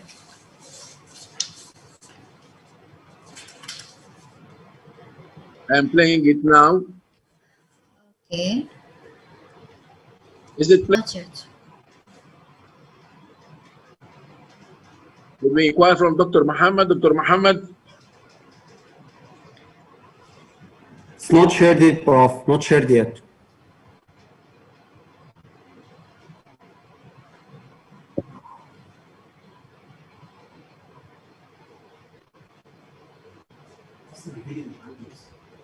Not yet. حطيتهولك امبارح على هديهولك ده حطيتهولكم امبارح على اللينك وعملنا لينك على اليوتيوب. Not yet. No, Prof. No, it is not working yet. Okay, listen. It's obvious that for technical reasons, Yes. we cannot show the video. But let me say the following. The British University in Egypt was established in 2005. So that means that it has been there for 15 years. It's one of the newest and the most modernized universities in Egypt. Nowadays, it has 16 faculties with 13,000 students that were admitted for the new year, which is starting right now. Now, the British University in Egypt follows the quality and standards of the British education system. Because we are convinced that it is the best choice to graduate and produce students for the domestic as well as the international labor Mr. market. Ambassador, the video is working right now. You can watch it with us. Very well. Very well. One moment.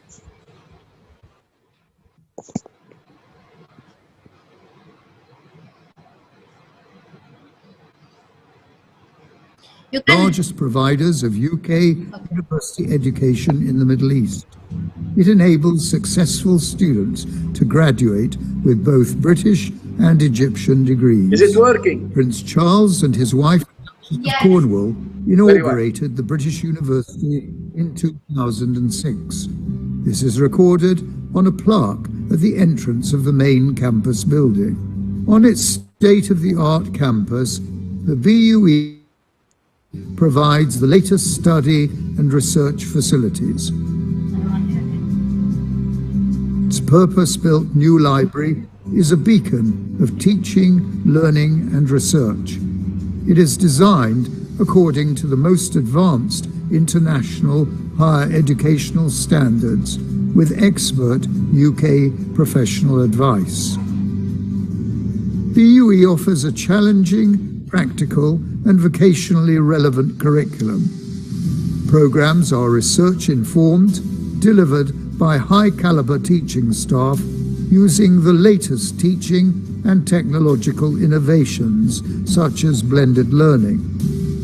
Each program is designed to develop the knowledge and skills required for graduates to enter the Egyptian and international job market. The British University in Egypt currently has 10 faculties. Dentistry, like pharmacy, offers a degree accredited by the Egyptian Supreme Council of Universities. In common with all faculties, pharmacy and dentistry have their own buildings, including study facilities and laboratories. The university has established a dental hospital with advanced international standard facilities.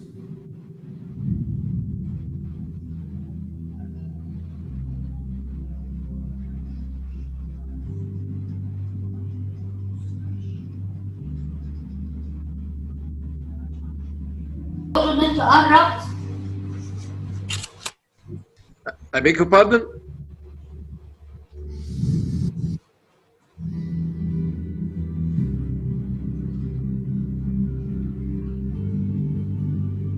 Other faculties offer their graduates 2 degrees, one accredited by the Egyptian Supreme Council of Universities and another validated by excellent British universities such as London South Bank University and Queen Margaret University in Edinburgh. The Faculty of Business houses business administration, economics, and political science. Arts and Humanities offers literature, linguistics, and translation, as well as psychology and Chinese.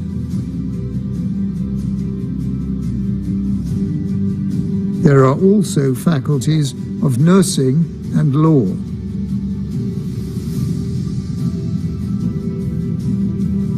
The engineering faculty has advanced laboratories. It offers programs in architectural, civil, computer, construction, and gas technology. There is also a faculty of energy and environmental engineering.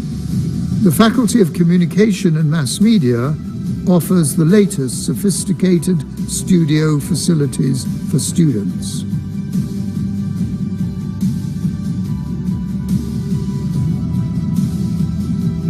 The Faculty of Informatics and Computer Science provides well-equipped computer laboratories for students to advance their degrees. Like engineering, it offers both undergraduate and postgraduate degrees. Students look forward to the day when they will celebrate the successful completion of their degrees. Our graduates and Sir Magdi Yaqub, who have conferred our degrees. University in Egypt might be considered the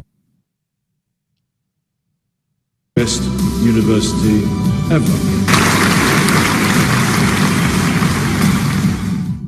The auditorium is also used for international conferences, lectures, and student activities.